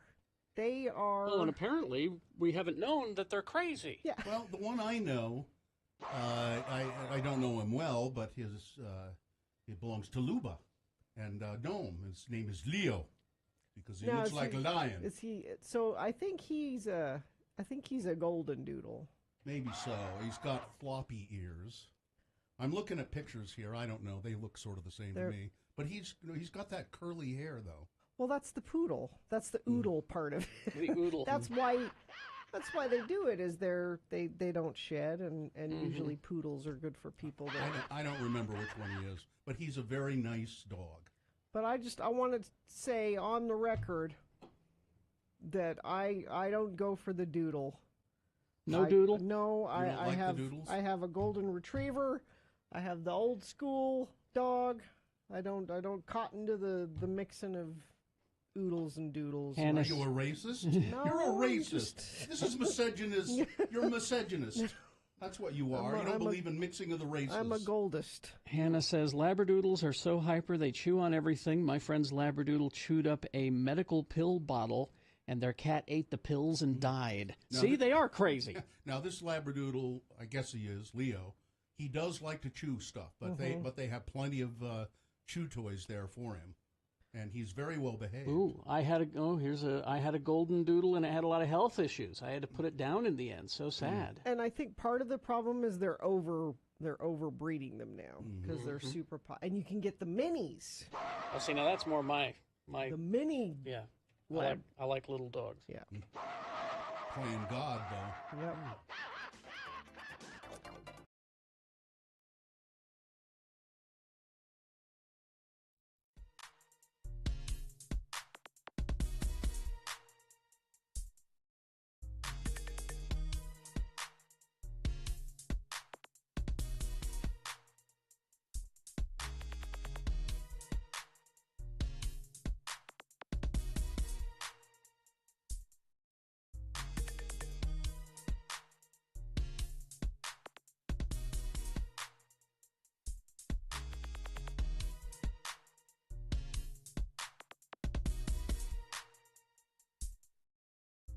All right, 8:19 right now. We got Frank Christ Presents coming up with a chance to win concert tickets, if you know who our dead celebrity is this time around. Now, let me take you down memory lane. Okay. Just a few years back, the internet brought us a wonderful thing. I love cat videos, and this was one of my favorites. That's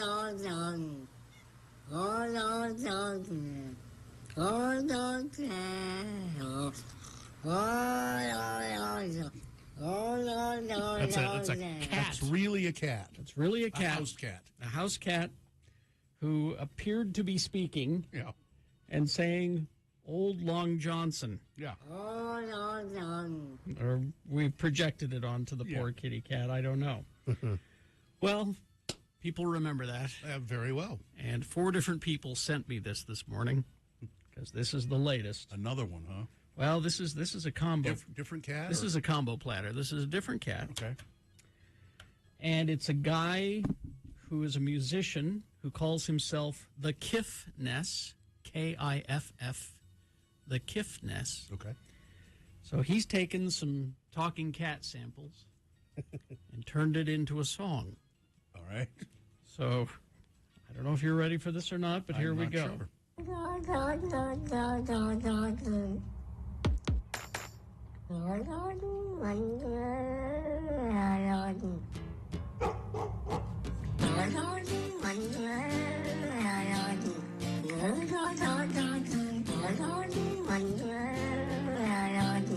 Oh, it sounds like Pearl Jam. It does, doesn't it?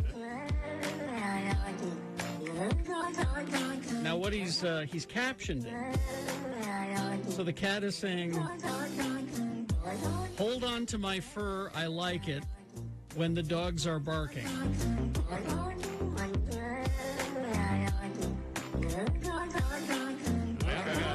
You hear that?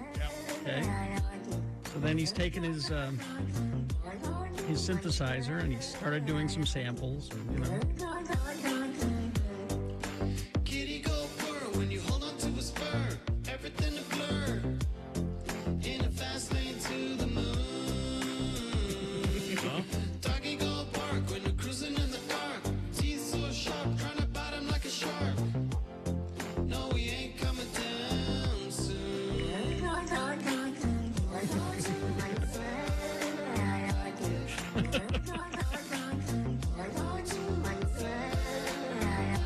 So there you go. You could hear Eddie Vedder doing that. Hold on to my fur, the dogs are barking.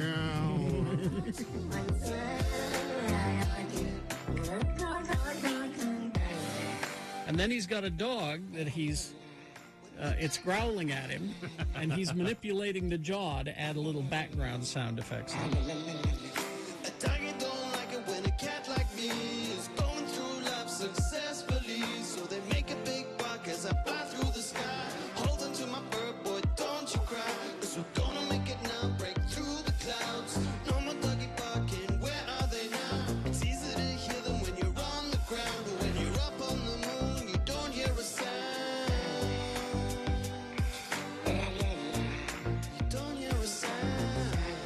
the dog growl there.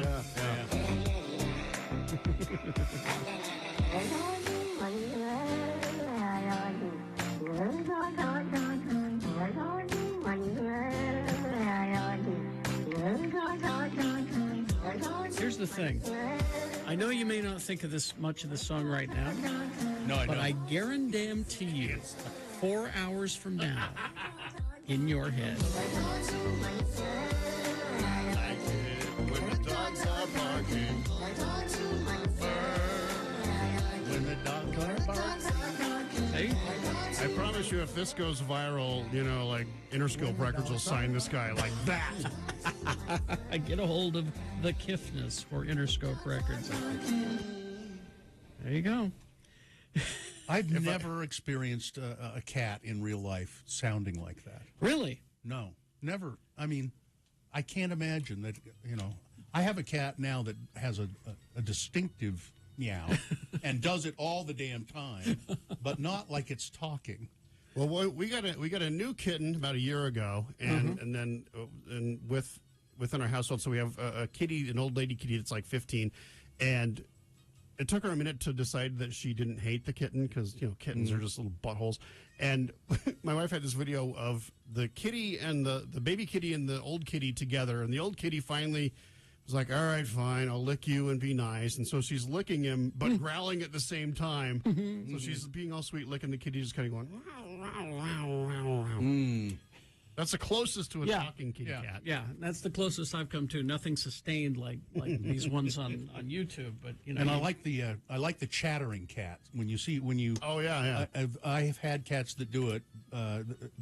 When they're looking at birds, Right, usually, a bird or a bug through the window or a laser pointer.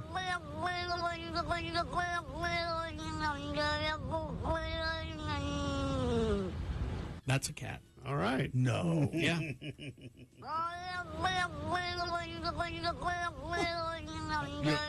That's a cat from the deep south. It is a southern cat. Yeah, it's from the deep south. It is a southern cat. Yeah. It is. There you go. Remember there was a South Park episode where they had the old Long Johnson kitty cat.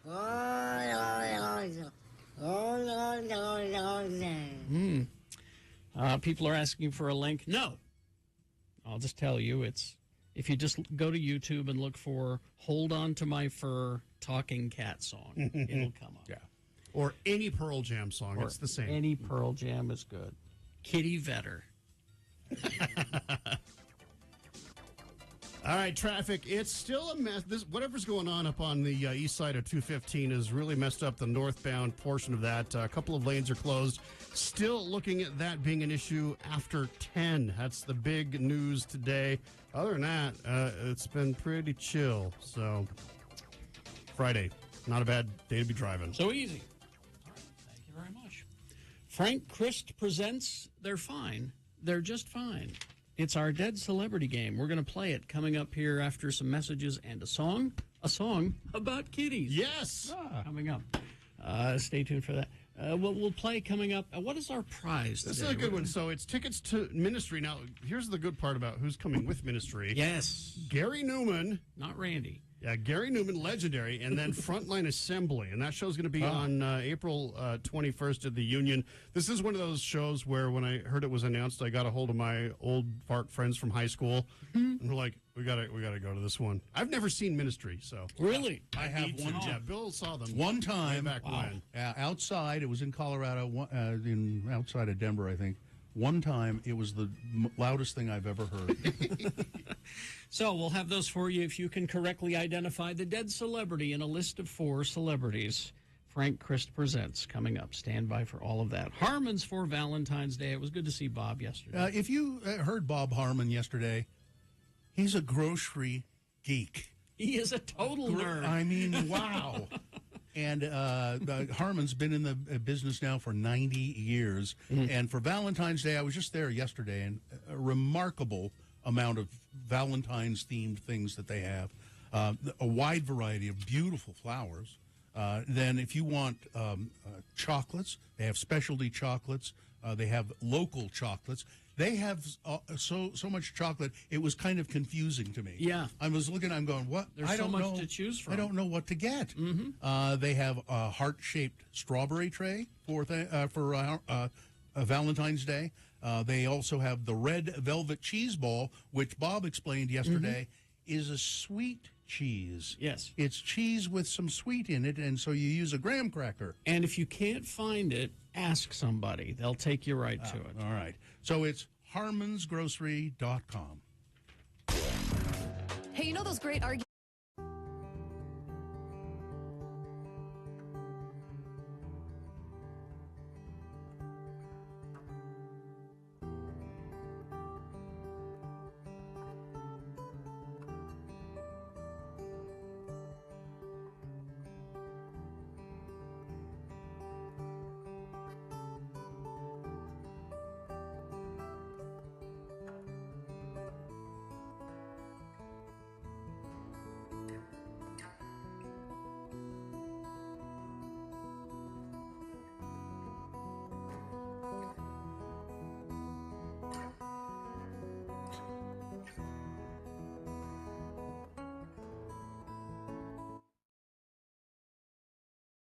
We got an email from our friend, that good-looking Rhett Thomas.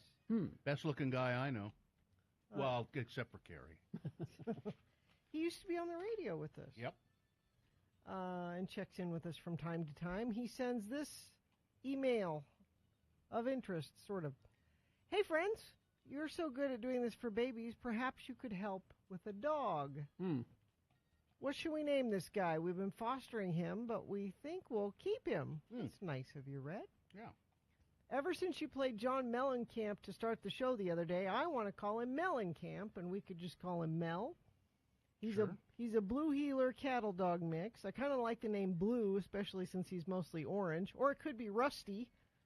Now, I think a lot of Blue Heelers are named Blue.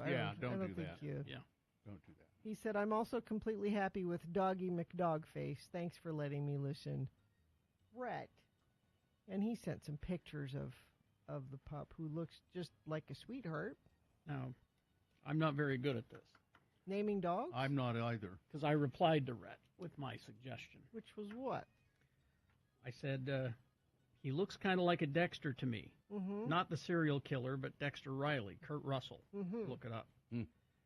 And Rhett replied, sad thing is, that's the only name that I won't use. Oh, no. Dexter was my dog of 13 years who got cancer and died earlier this year. Way to go, Carrie. I'm like, wow, I did not do How well. could you know that? I couldn't know that. There's no way you could know that. So, might I suggest then, we stick with the Kurt Russell theme, and we name him Jack, which is Jack Burton, his character in Big Trouble in Little China. How about that? You could do Snake. Snake Plissken. Snake Plissken. Except you have to name the I think you'd have to call the dog Snake Plissken. Here, Snake Plissken! You'd have to. I had a dog. I'm not good at naming dogs. I've only had a very few dogs, and when I was in high school, I acquired a dog who I named Fred L. Montmorency.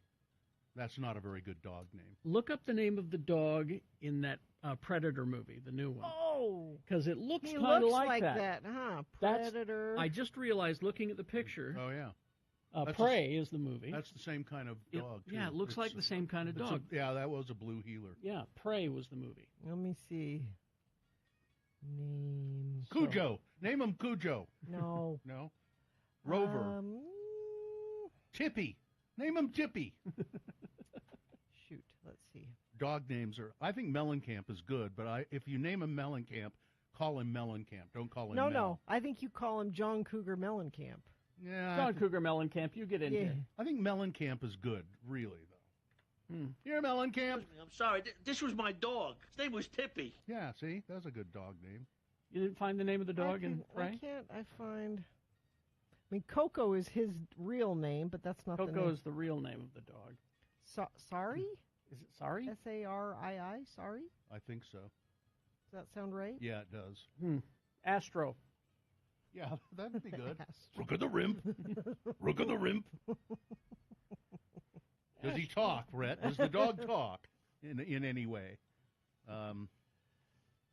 John Cougar Mellencamp. I want the whole thing. Because you do that for a cat. Yeah, sorry is the dog in prey. Sorry is not. No, that's not good. Hank. How about Hank? We need Hank Kingsley. Yeah, we need dogs to have more human, like Paul. Just name a dog Paul. Yeah, people names. Yeah, people names. Steve? Yeah. Steve. Hey, Steve. Come here, Steve. Come on. And then, there'd Alan? be people Steve and Alan. There'd be people who would look around, like, what? Why are you calling me? Yeah, I like, Alan! Yeah. Alan! Yeah. Alan! Alan! Alan! We're not helping Ow! Red, I don't Alan! think. Alan! Alan! Steve! Steve! Steve! Steve! Steve! You're at the Steve! park? Steve! Steve! Yeah. Well. All right. But good for you for adopting your foster. That's Scooby. great.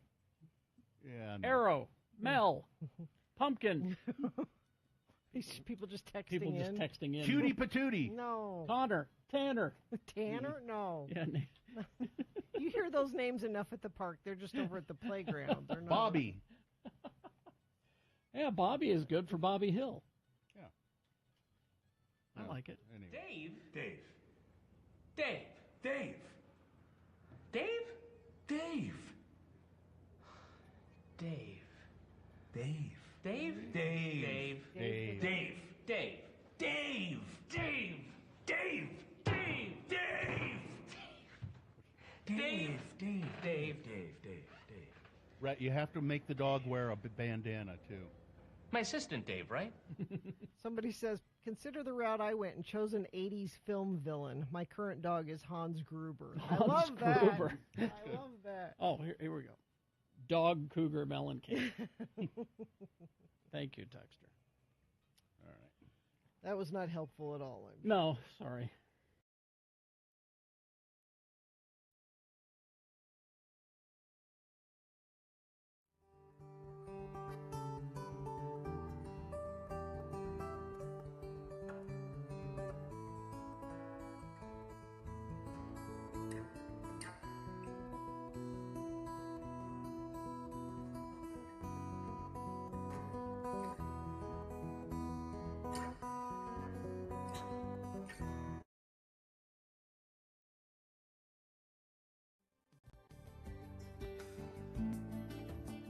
You're listening to All Things Considered Dull and Pretentious on NPR.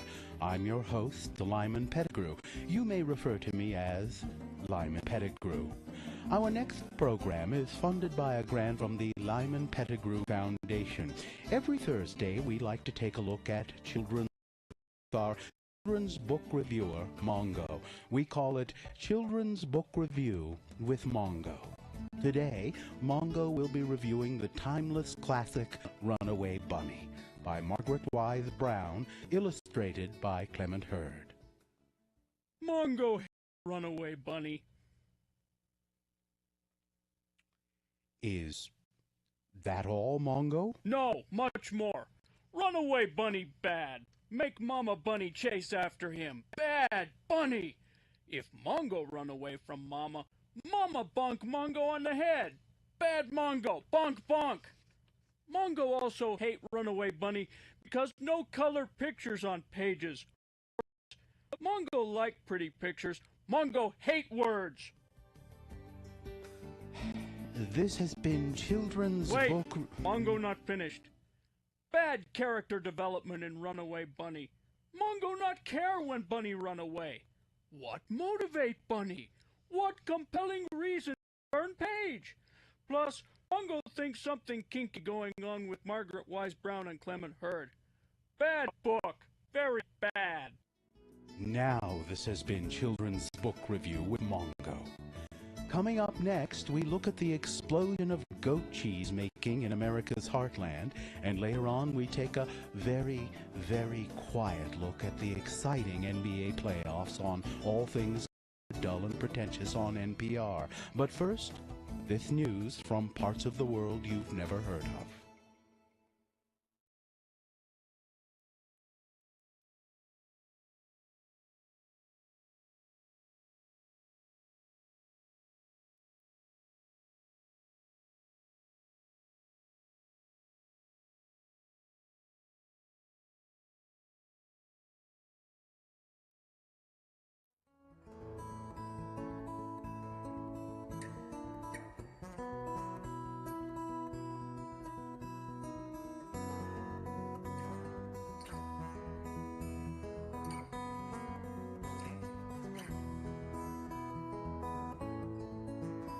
United States of America.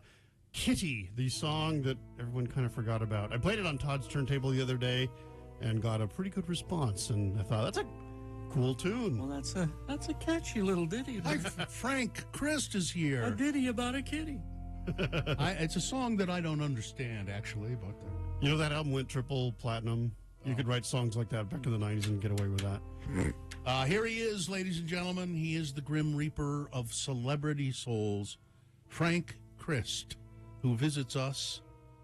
I've been reading more about Grim Reapers, Frank. You know, you can't believe everything that you read. I know. You could sort of confirm or deny some of these things. For instance, it says now reapers, and this does describe you, often skeletal. Yes. So you are skeletal. Yes, we are. Wearing black hooded robes, wielding what's called a sinister scythe. Yes. Is it sinister? It's a sinister scythe? Well, I think that all depends on your attitude. I guess. And then it says, sometimes the Grim Reaper visits commoners. Well, you never do that. Not me, no. No, celebrities. No, I'm a celebrity. Sometimes with a sword. You know, I could swear to God I bumped into Frank Christ once over at Industrial Gothic Night at Area 51. It might have. He was dancing. Were you there? He was dancing to some Ministry. Were you there? No, that was my cousin. Oh, and it says sometimes Tim. Often Tim the Grim Reaper. Yes, Tim Reaper. And it says sometimes you would carry an hourglass instead of a scythe. Oh, yeah, that's like extra intimidation. I feel it's a little overdramatic myself. But well, Frank is... I used to have it. It would hang on my belt, you see. It was a small one. Oh, a small one. Yeah. So Frank is the Grim Reaper who is in charge of taking the souls of our precious celebrities, which he hates to do. I love our precious celebrities. I'll probably see Frank's brother Tim at the Ministry Gary Newman Frontline Assembly concert. Oh, absolutely. He'll be there, front row. Yes. Front row. He's there just in case I need to be called for Gary Newman. Well, Frank, it's time to play the game. Frank, it's your cousin Tim. It's a whole thing. You know that industrial sound you've been wanting? You'll have to yell because it's so loud. That's right. Yeah. All right, are we ready to play the game, Frank? Yes, Zach is on the line. Zach. And what can Zach win if he successfully completes this game? Zach will be with Frank's brother Tim at Ministry Gary Newman and Frontline Assembly on April 21st at the Union. I'm going to be there, too. It's going to be awesome. Zach, I would advise you to stay away from anyone wearing a cowl at that concert. Oh, don't fear the Reaper. It'll be everybody. All right. As a former employee of Area 51, I have seen Frank. Oh, you have? Yes. I know you have. Zach, how are you today? I'm fine. I'm just fine. Very good. We're going to play the game. I've got a list of 4 celebrities here that Frank has provided me. On this list, 3 of the celebrities are... Oh, they're fine. They're just fine. Yeah, but one of them Frank has taken. One I have met. Yeah. Yes. We didn't say... We call this game Frank Chris Presents. They're fine. They're just fine. All right, here we go. These, Zach, these are famous parents who have famous children. Okay?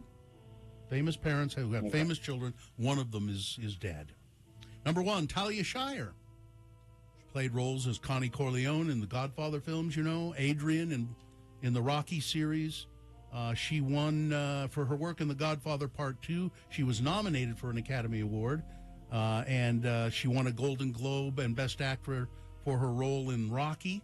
She is the mother of Jason Schwartzman, known for his acting mainly in Wes Anderson films. Number 1, Talia Shire. Number 2, Rob Schneider, American actor, comedian, and screenwriter. Alleged stand-up comic. He was on Saturday Night Live. He made films like Deuce Bigalow, Male Gigolo, and The Hot Chick. He's also known as an anti-vaxxer. His child is Elle King, a singer and 4-time Grammy Award nominee in the rock and country categories. Elle King. Rob Schneider is number 2. Number 3, Ingrid Bergman. She became the second actor to win Academy Awards for acting, to win 3 Academy Awards for acting, 2 for Best Actress, 1 for Best Supporting. One director described her as Miss Bergman is the most completely conscientious actress with whom I have ever worked. She is the mother of Isabella Rossellini, noted for her successful tenure as a Lancome model and for her roles in films like Blue Velvet and Death Becomes Her. Number 3, Ingrid Bergman. And finally, number 4 on the list, Susan Sarandon. She is the recipient of many accolades, including Academy Awards, British Academy Awards, Screen Actors Guild Awards. She has won so many. She has a star on the Hollywood Walk of Fame. She's the mother of Eva Amuri, an American lifestyle blogger and actress. Eva Amuri had a role in the film The Banger Sisters, in which her mother starred, and she played the daughter of her mother playing the mother. So there you go. Number 4, Susan Sarandon. So of those 4 people, who's no longer with us, Zach? Oh, I believe it's Ingrid Bergman. I think she's been dead a while. Number 3 is correct. Ingrid Bergman. She died in 1982 at the age of 67. And for my money, maybe the most beautiful woman in the world in her day. So congratulations, Zach. You're going to go see Ministry. Again, stay away from anyone wearing a cowl while you're there. It'll be hard. I don't think it's avoidable. Yeah, probably It'll be not. difficult. Probably not. All right, thank you. Hang on, Zach, and somebody will tell you how to get your tickets. Frank, what do you think you have going today? Well, Robert Wagner's 93 today. Yeah. I worry that when the girl pops out of the cake, it'll give him a heart attack. So I'm just gonna. Is that what'll? I'm gonna linger. Robert Wagner. That's what happens at every one of his birthday parties. Roberta Flack, 86. I'm killing her softly with my mind. You better.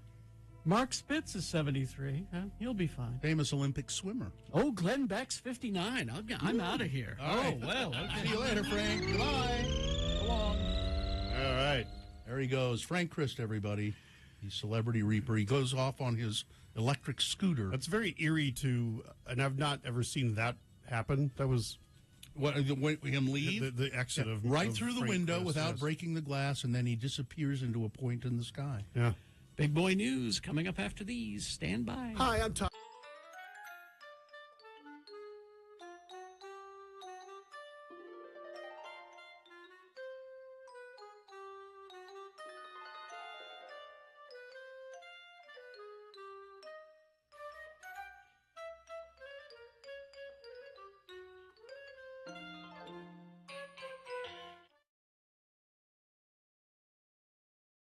So you saw this video a week or so ago about the guy strapped a GoPro to his dog to see what the dog did while he was at work. I didn't see it. It was disturbing because the dog didn't have a moment's rest. It was nervous and frightened in the house, and he's never coming back. He's never coming. It would hear noises outside and be on alert, and it terrified me. Because I thought to myself about my dog, Ripley. I was just convinced because she can be a little high strung. And I was just convinced that. I don't think she's big enough to strap a GoPro to. It'd be too heavy. We did not do that. We did, however, a friend of ours gave us this drop cam. What is it? What is that? It's a live camera that we set up. Like a nanny cam? Like a nanny cam. In the living room. Are you looking at her right now? This is broadcasting live from my living room right now. Now, does she just stay in your living room during the day, or can she roam around Well, the house? that's what we wanted to know. Her favorite spot seems to be, we've set up a little kind of a table next to the window, and she likes to sit there and look out the window. So we watched her for a day. She didn't leave that spot. Well, she's fine then. Don't you feel better? She's sleeping. Yeah. All the time. Well, that's good. She's a teenager. Exactly. She talking back to you? I thought she'd at least be on guard or a little on alert. Nah. No. She barely moves. A bomb can go off in the front yard. And that's the other thing is that it has a motion sensor. So it'll alert me. Motion is detected, That never happens. No. She doesn't move. She was a day. She was lying there. Then she's perfectly comfortable. This should make you feel good. Yes and no. She's kind of lazy. A little disappointed. She's never going to amount to anything. I think you ought to make her get a job. Maybe. require her to get little lazy dog. Lazy dog. Maybe get her, a list of duties, chores. Yeah. You leave her list on the counter. This has got to be done by the time I I'm get home. She can put a little paw print next to the one she's completed. But yeah, that video of the dog that was freaking out, it was disturbing to watch. Made me very upset. I was Somebody in the chat room says that most dogs are like that. That guy's dog is just a neurotic mess. Really? Yeah. I'm pretty sure my cat, who is a jerk when we're at home. Jerk cat. Mr. Fluffy Pants. I was sitting there yesterday. I was talking to my wife, and he came up and bit me on the arm for no reason. I'm just sitting there, like, ow, what are you doing? And it wasn't hard, but just kind of went eek, and bit me on the arm. I'm certain that cat just sleeps all day. And then when we get home, it goes crazy. Well, it's because you're in its house Yeah. when you get there. Yeah. He just sleeps all day. Do you think he's like a reincarnated dead person from somebody that hated you? And they're back to haunt you? No. No. You don't think so? No, I He's don't. biting you for no reason. No, Maybe it's I a don't. reason from a past life. No, I don't. No? No. I don't think that. I think he's a curse from God. God sent the cat to torment. Officially. No, he's just a rambunctious teenager who, when he bites me, I give him a little cuff up the side of the head, and he stops. I go, don't do that.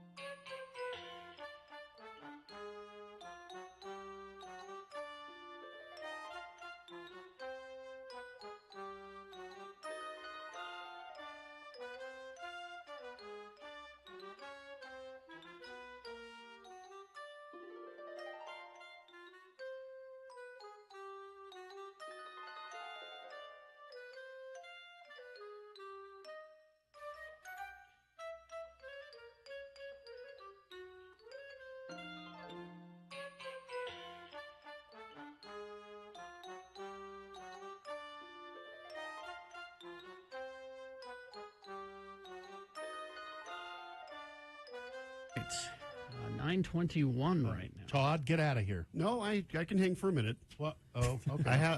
I'm excited. This is like a bucket list thing for me. Yeah? I get to interview John Taylor from Duran Duran. Because they're coming to town this summer. Oh, that's why you're leaving early. Yeah, I'm going to do it at home. It's like a Zoom interview, and I have a better camera setup. And where is he? I don't know. You don't know where? It doesn't matter. It's all Zoom. Everything, you can just interview anyone from where. But, oh, yes, save a prayer. Good one. So when I talk to him, do I bring this up? Because I've loved Duran Duran my whole life. Like, one of my first records that I got when I was, like, turning 12 or 13 or something like that was Rio. Yeah. Sure. And I have the vinyl. I still have it. But I remember when the Reflex came out. I think that was 1984, and I was 14 years old. And it came with a poster record sleeve on the 45. Like the 7-inch single was packaged in a poster, and you could unfold it and have this big Duran Duran poster. And I remember I took that poster to the hairstylist and said, "Hey, can you make my hair look like that?" Now, it wasn't John. I was going more for Simon Le Bon. Oh, well, then if it wasn't John, don't tell him. Will he be insulted? Because, there's already too much internal fighting in that band. That's true. You don't want to be the reason they broke up again. Oh, that's true, yeah. All right. I'll just tell him that it was him. I wanted to look like you, Mr. Well, just lie. Just fib. Just lie. It'll be Okay, cool. Have fun. He's used to it. He's in the music industry. All right. Oh, I can't wait. That's going to be exciting for June you. 3rd, Delta Center. Yeah. Big boy news and Opinioendo now, brought to you by by my interview with John Taylor of Duran Duran. Exactly. We'll put that on the website as soon as we can. So, conservative Republican, former governor of Florida, now a United States Senator Rick Scott. He's gone on record. 26 things that he believes will rescue America. 26 items that he says will rescue this country, and if the Republicans become in control completely again, or he may run for president, actually. It looks like he's going He's to thinking in about it. 2024, 2028. So he has put down a plan, 26 things. Mitch McConnell's not happy about this because Mitch McConnell says we shouldn't have it. We shouldn't tell people what our plans are. No, we should keep it quiet. Here are the 26 things. Elect us for the whole trans hate thing, and then we'll spring our ideas on you. Here are the 26 things, and see if you think this is somebody you would like to have it be a president. Number 1, kids in public schools need to say the Pledge of Allegiance. Nope. And would require to stand for the national anthem. They would also have to honor the flag. Nope. Number 2, the Department of Education should close. Nope. Education is a state function.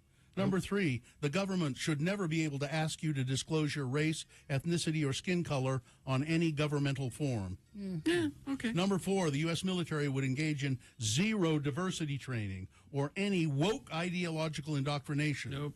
Number 5, if a college or university uses affirmative action in admissions, it would be ineligible for public funding or federal funding and lose their tax-exempt status. Nope. Number 6, strict mandatory minimum sentences would be required in every case in which a police officer is seriously injured. Nope. Any attempt to deny our Second Amendment freedoms, guns, would be strongly opposed. Number Nope. 7. Number 8, the wall along U.S. southern border would be completed. Nope. Number 9, immigrants to the U.S. would not be able to collect unemployment benefits or welfare until they've lived in the country for 7 years. Nope. Number 10, sanctuary cities should be stripped of federal funding. Nope. Number 11, federal budget should be balanced, and if not, members of Congress will not be paid. Yeah, that'll happen. Yeah. Number 12, you see where this is all going. Yeah, it's the usual thing. But it's interesting that he will put all of this down on paper. And he has put down sunsetting Social Security and Medicare. Yeah, let's see if I can. That is one of them. Because he said that Biden was lying about him. So, well, no, sunsetting is different than what he's talking about. No, it's the same thing. Let's see. The weather is always changing. We should take climate change seriously, but not hysterically. We will not adopt nutty policies that harm our economy. Well, what are nutty? Let's see. No tax dollars should be used for diversity training or woke indoctrination. Nope. Biological males would be banned from competing in women's sports. Nope. They're all bad ideas, but the one. Yeah. Same-day voter registration would be banned. No, that's a good thing. Yeah. No. Oh, here's one I agree with, actually. Oh. Politicians would be banned from becoming lobbyists when they leave office. Okay, there's 2 on the list. All federal legislation would have a sunset provision 5 years after it passes. No. People currently on Social Security or Medicare might particularly be interested in that. Mm-hmm. So there you go. That's Rick Scott. No! Roger Waters. Oh, yeah, this is nuts. Has re-recorded The Dark Side of the Moon without the rest of Pink Floyd. I wrote Dark Side of the Moon. Let's get rid of all of this wee crap, Waters declared during an interview with The Telegraph. Of course, we were a band. There were 4 of us. We all contributed. But this is my project, and I wrote it. So, blah. What a grumpy old fart. Jeez. He's kind of gotten that way. Ryan Reynolds and Colin Hanks are teaming up. They want to make a documentary for Amazon Prime about John Candy. Excellent. Yeah, John Candy, one of those comedians who had a short but great career. Yes. He starred in some of great movies, Planes, Trains, and Automobiles, Cool Runnings, Uncle Buck. He voiced the little seabird Wilbur in The Rescuers Down Under. Mm-hmm. He could really do it all. He was brilliant on SCTV. Absolutely. And they're going to do a documentary for Amazon Prime. Oh, good. It will recount his life and career before his untimely death. Well, good. I'm glad they're doing his life and career before his death, because his life and career after his death is not very interesting. let's see. I don't know when it's going to. It doesn't say when. He's one of my favorite performers. Like when you watch John Planes, Candy, Trains, and Automobiles, it's brilliant. Like, and it's unfortunate that it wasn't until the end of his career that he was allowed to do that because that was kind of his goal. Is he wanted to do that Spencer wanted Tracy to be kind of a taken thing. seriously. Yeah, he wanted to be able to do comedy and a little bit of drama, and it wasn't until then that he was able to. This is let's see. Rihanna is going to do the Super Bowl halftime show this Sunday. This is who is this? Says my personal top 10 ranking of Super Bowl shows, but I don't know. Somebody writing. Some columnist. Some columnist. Top 10 Super Bowl halftime shows. Number 10, Paul McCartney. That was good. Versus the Rolling Stones in 2006. So I guess those are tied. Number 9, Dr. Dre, Snoop, Mary J. Blige, 50 Cent, Kendrick Lamar. That was a good Eminem one. in 2022. It was a good one. These so far are all incorrect, but all good. Yeah. Why are they incorrect? Because there's one. Number, you want to do the rest of them quick? Well, that's his number 1. That's his number 1? Oh, you were going up. Yeah. Okay, all right. Number 8, Tom Petty and the Heartbreakers. Number 7, Michael Jackson. Michael Jackson was good. Number 6, Bruce Springsteen. Number 5, Beyonce. Yeah. Number 4, Lady Gaga. Yes. 3, Bruno Mars. 2 was my favorite. The U2 9/11 tribute. Yeah, U2. That was my good. favorite. That was good, but and Prince number just 1 was brilliant. Yep, especially because it started raining when he decided to do Purple Rain. You know? The guy, he could control the weather. He was damned good. He was magical. Kids, I got to run. I got to go talk to Duran Duran. We'll do the weather, and then you can go. The weather is going to be 40 and for the next few days. Maybe some snow Wednesday, but ugh. Okay, thank you very much. Go Okay, bye. interview a Duran. See you later. All right, thank you. We'll be back. Stand by. Yeah, you listen to Radio from Hell in your car, but listen at home too.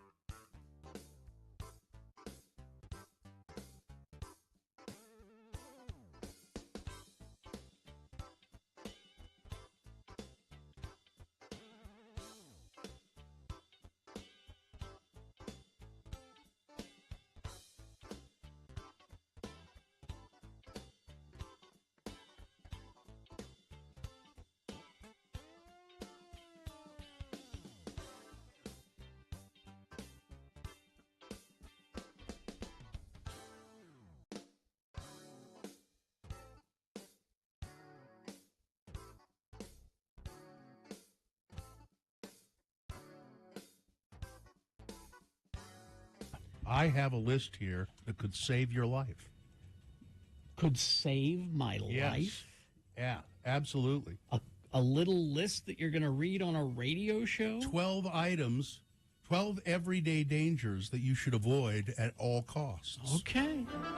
It's Radio from Hell with another list, because people love a good list. X96. This is not just a good list. This All is right. could be a life-saving list. All right.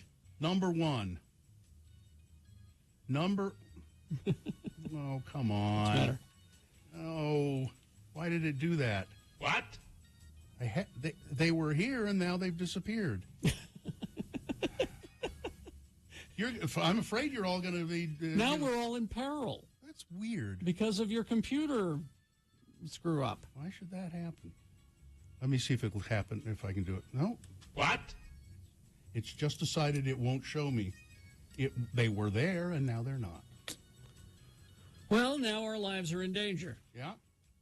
Thanks to a computer glitch. But our lives. Oh, thank you, Katie. Duh. She's got me. Here we go. Okay. Here they are. Duh. Did you have to click the paywall? Is that? No, it's a slideshow, which I didn't Oh, realize. I hate those. It's number one. Make sure to clean your dryer lint trap. I do. Okay, because they can catch fire. Yes. Right. Don't sit with your feet on the dashboard of a moving car. No. You know how sometimes your passenger puts their feet. I always say put your feet down on the ground. But this is a danger thing? It's very dangerous. Because I don't like them leaving footprints on my dashboard. But also, car seats and car seat belts are designed to keep you safe in a crash, but they assume that you are sitting in an upright position in your seat. Oh. So with your feet on the dashboard, no. And the airbag will inflate. Yes. Oh, and it'll kick your feet up probably into kill you. your knees up into your face. Yeah. Yeah. Let's see. This next one. Oven mitts don't work very well when they're wet.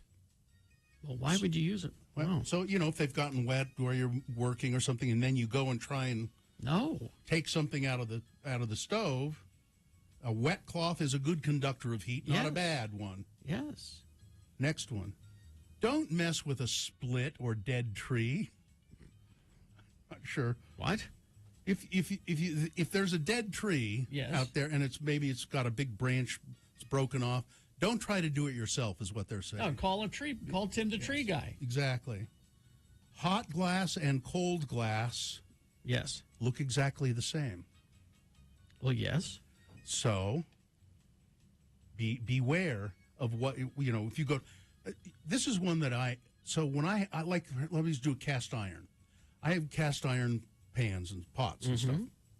And so when you clean them, the best way to dry them so they don't rust is put them on the stove and turn on the heat and tell all the, till they dry off. Never done that. Yeah, well, it's really the best way to do it. But when you turn off the heat and the cast iron pan is still sitting there, it's still hot. But what if somebody comes into the kitchen and says, "Oh, I better put that pan away"? No. Yeah. Oh, I see what you're saying. Yeah, okay. that's no good. Right. A pile of oily rags can catch fire all by itself. Yes. I don't know why you would have a pile of oily rags around your house, but don't do it. Because Richard Grieco is coming over. I knew yes. it. Never mess with a garage door spring yourself. No.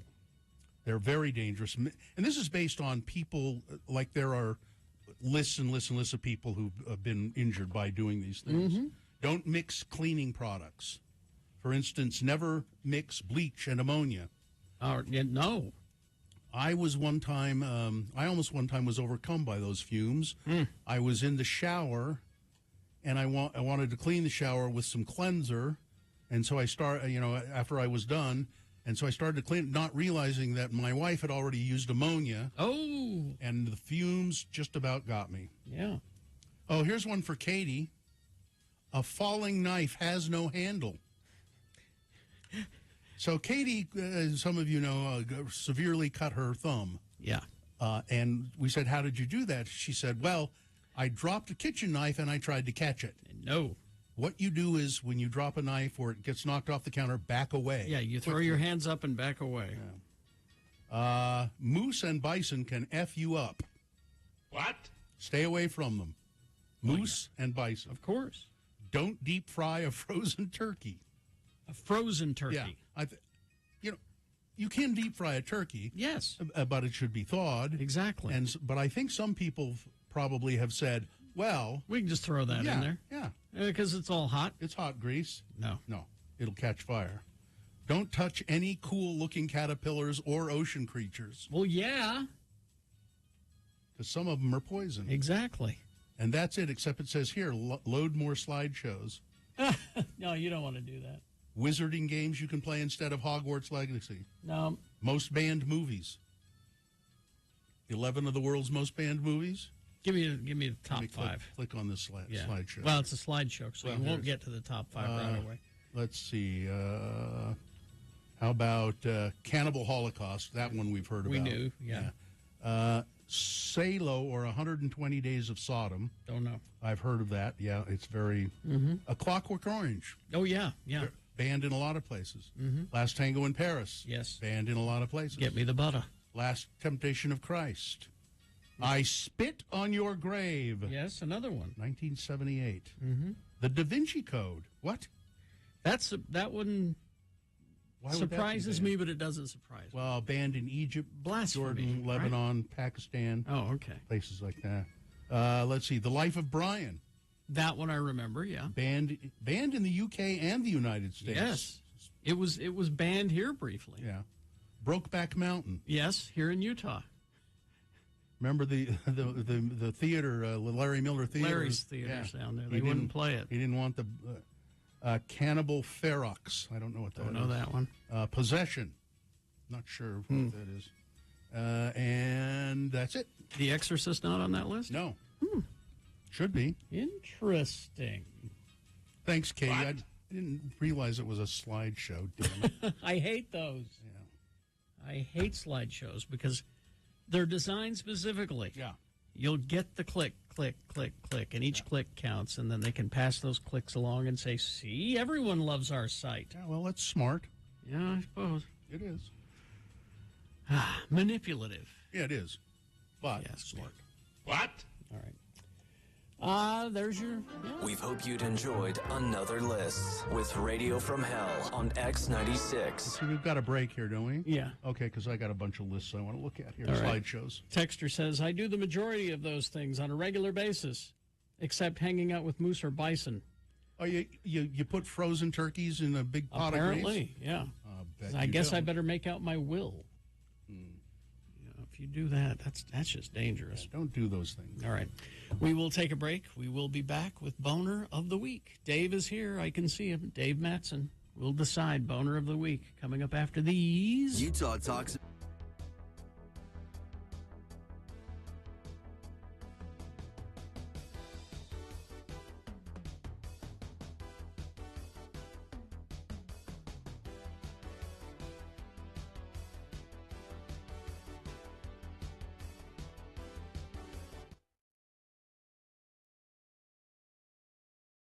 We use YouTube every day. Right, it's right there. That's how we get on Radio from Hell TV. It's x96.com/live. On the X96 YouTube channel. And so YouTube has various rules and standards. Which is good. Yeah, sure. One thing is you can't play. We can't play commercials. Yeah. So we can't take those out. We can't play music.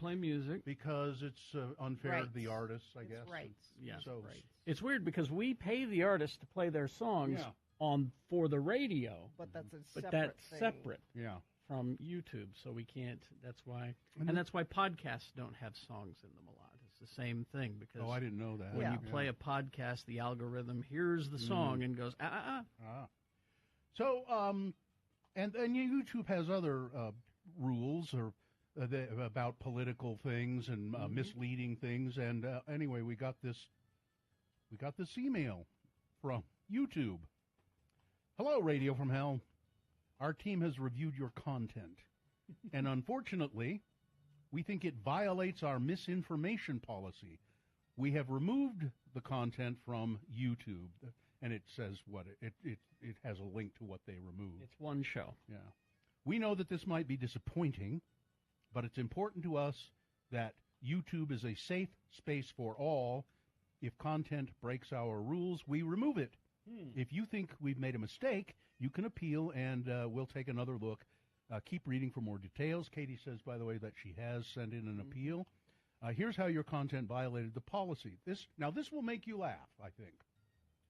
Content that advances false claims that widespread fraud, errors, or glitches change the outcome of the U.S. 2020 presidential election is not allowed on YouTube, you guys. That's what they say we did. Yeah. Well, we were probably reading a story about somebody else saying those things, and that's... And this is not a... They do have live people monitoring stuff, but I think they also have This is bots or it's an algorithm that picked up on us talking about it. Because if a person had heard that, they wouldn't have. No. They wouldn't have flagged it. No. I am glad that that YouTube removes that stuff. That makes me feel good that they are looking for those things. This is just a mistake. It's so I don't think we're in horrible trouble, because what is it? You get three chances or something? It says, because this is the first time. This is just a warning. Oh, yeah. If it happens again, your channel will get a strike, and you won't be able to do things like upload, post, or live stream for 1 week. 1 week? We want to help you stay on YouTube, so please be sure you understand YouTube's community guidelines. Yeah, absolutely. Review your content with our policies in mind. If after reviewing your content you think we made a mistake, let us know. Well, okay. And you that's can what, appeal the decision here. That's what Katie's done, is she's appealed the decision. I'm predicting that they will read the appeal and go, "What? Oh, let it." Then a person will listen to it and go, "Oh, yeah, you're okay. You're fine."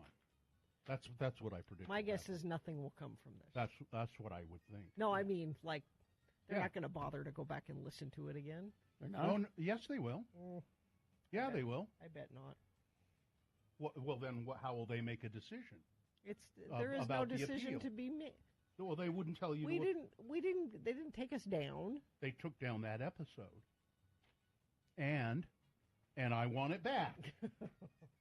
By God. Okay. I want my episode back. And I want them to acknowledge that we did not violate their policy. Yeah. I don't want to just ignore it.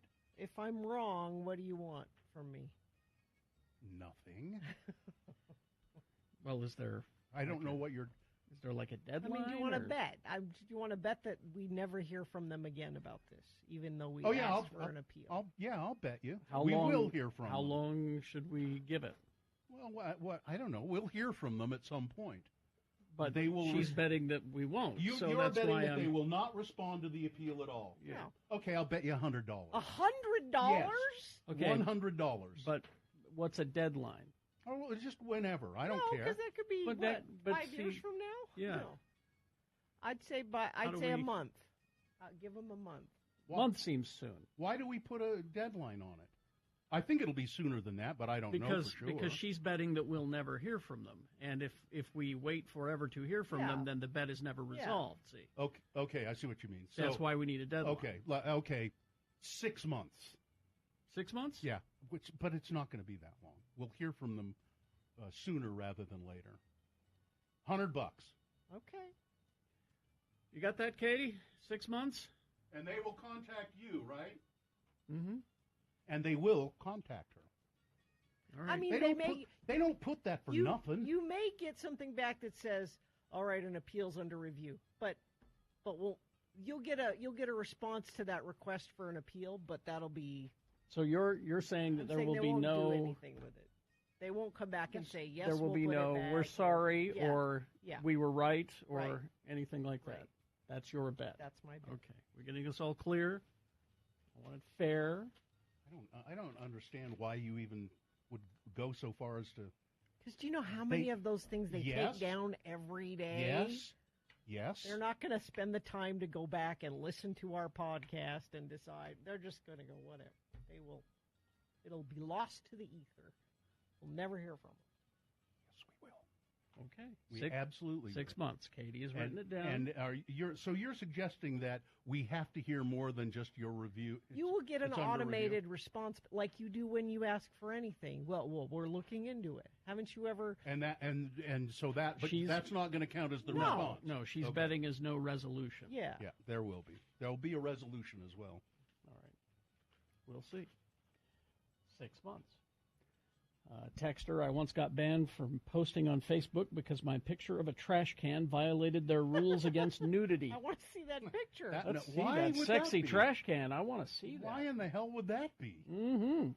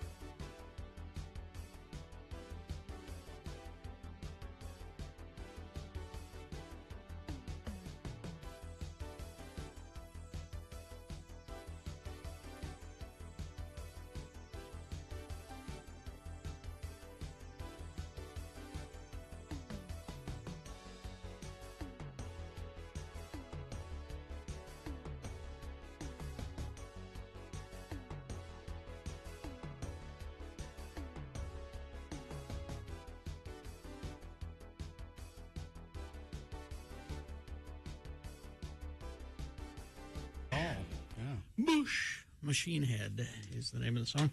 Let's see, it's 9:53, and Dave is here, so that must mean it's time for Boner of the Week. Yeah, Dave the Flower Guy is here. Dave, how many? Pull your microphone up just a little bit there. How many roses do you have? About 175. Wow. Well, that'll be great. You're going to decorate your house with them, or what are you doing? No, I'm going to sell them. Oh, you want to sell them? Okay. Oh. So if you see Dave around town, grab some. Then I have bouquets too. Oh, do you? Oh, nice. Okay, you've got a lot of flowers to sell. Oh, yeah. Oh, you better seek Dave out then. Yes. This is the man who needs to make money, so buy flowers from Dave the Flower Guy. Are you ready to pick Boner of the Week? Yeah. Okay, here we go. Dave listens all week and pays attention to these. It's better than I do. Number one from Monday. Her cancer was all a lie. It was that TikTok influencer who did a GoFundMe claiming she had all kinds of cancer, bilked people out of $40,000. Didn't have cancer at all. No. Number two from Tuesday. What's for dinner? Zoo animals. The director of a zoo in Mexico had a party and fed his guests the 4 pygmy goats that he had at the zoo. Cooked them up and yeah. Number 3 from Wednesday. Look what we did. The beating and torture of Tyree Nichols. Oh, yeah. That's bad enough. But one of the cops took a picture of him bloodied and dazed, handcuffed up against a police car, and then he shared this photo with a bunch of people, cops and private citizens. Yeah. Look what we did. Yeah. Boner candidate number 4 from Thursday. Let's tell the Royals you just can't play anymore. The Royal basketball team. Last year they racially harassed a basketball player from, was it Hunter High School? Mm-hmm. Did it again this year. Yeah, the Hunter High School student said he didn't want to go back this year. He was assured. No, they talked to the students. It's not going to happen again. Yeah, what could go wrong? We talked to the students. I don't understand. And boner candidate number 5 from today, the case of the pink pigeon. Somebody died of pigeon pink in Manhattan, and the poor thing died. Mm-hmm. So which one, Dave? Number 3. Number 3. Look what we did. The beating of Tyree Nichols. Yeah. It's pretty hard to beat. That is. Any follow-up on that? Do we know? I've not heard. All right. Gina had an interesting theory about it, but that she has heard. But we'll hold on to that until there's some evidence. Yeah. Well, there you go. That's your boner of the week. People want to know how to find Dave. I'll be all over the downtown area. What if they call Ivy at Booze Teak? Would she be able to track you down? Yeah. All right. So just look up Booze Teak and call Ivy. Because usually you're around in that area. Yeah. So give Ivy a call and she'll help you coordinate. Yeah. Find Dave the Flower Guy. All right. I think we got all business. We all good? As far as I know, we're done. All right. I guess Gina will be back on Monday. Mm-hmm. Or if I know the Barberi luck, she won't. Something will happen. Something will happen. Oh, well. Live long and prosper. Oh, fine job as always, Katie. Live long and prosper, bitches. Don't you know who I am? She's not here. No. Oh, okay. No. Marcy is next. X96.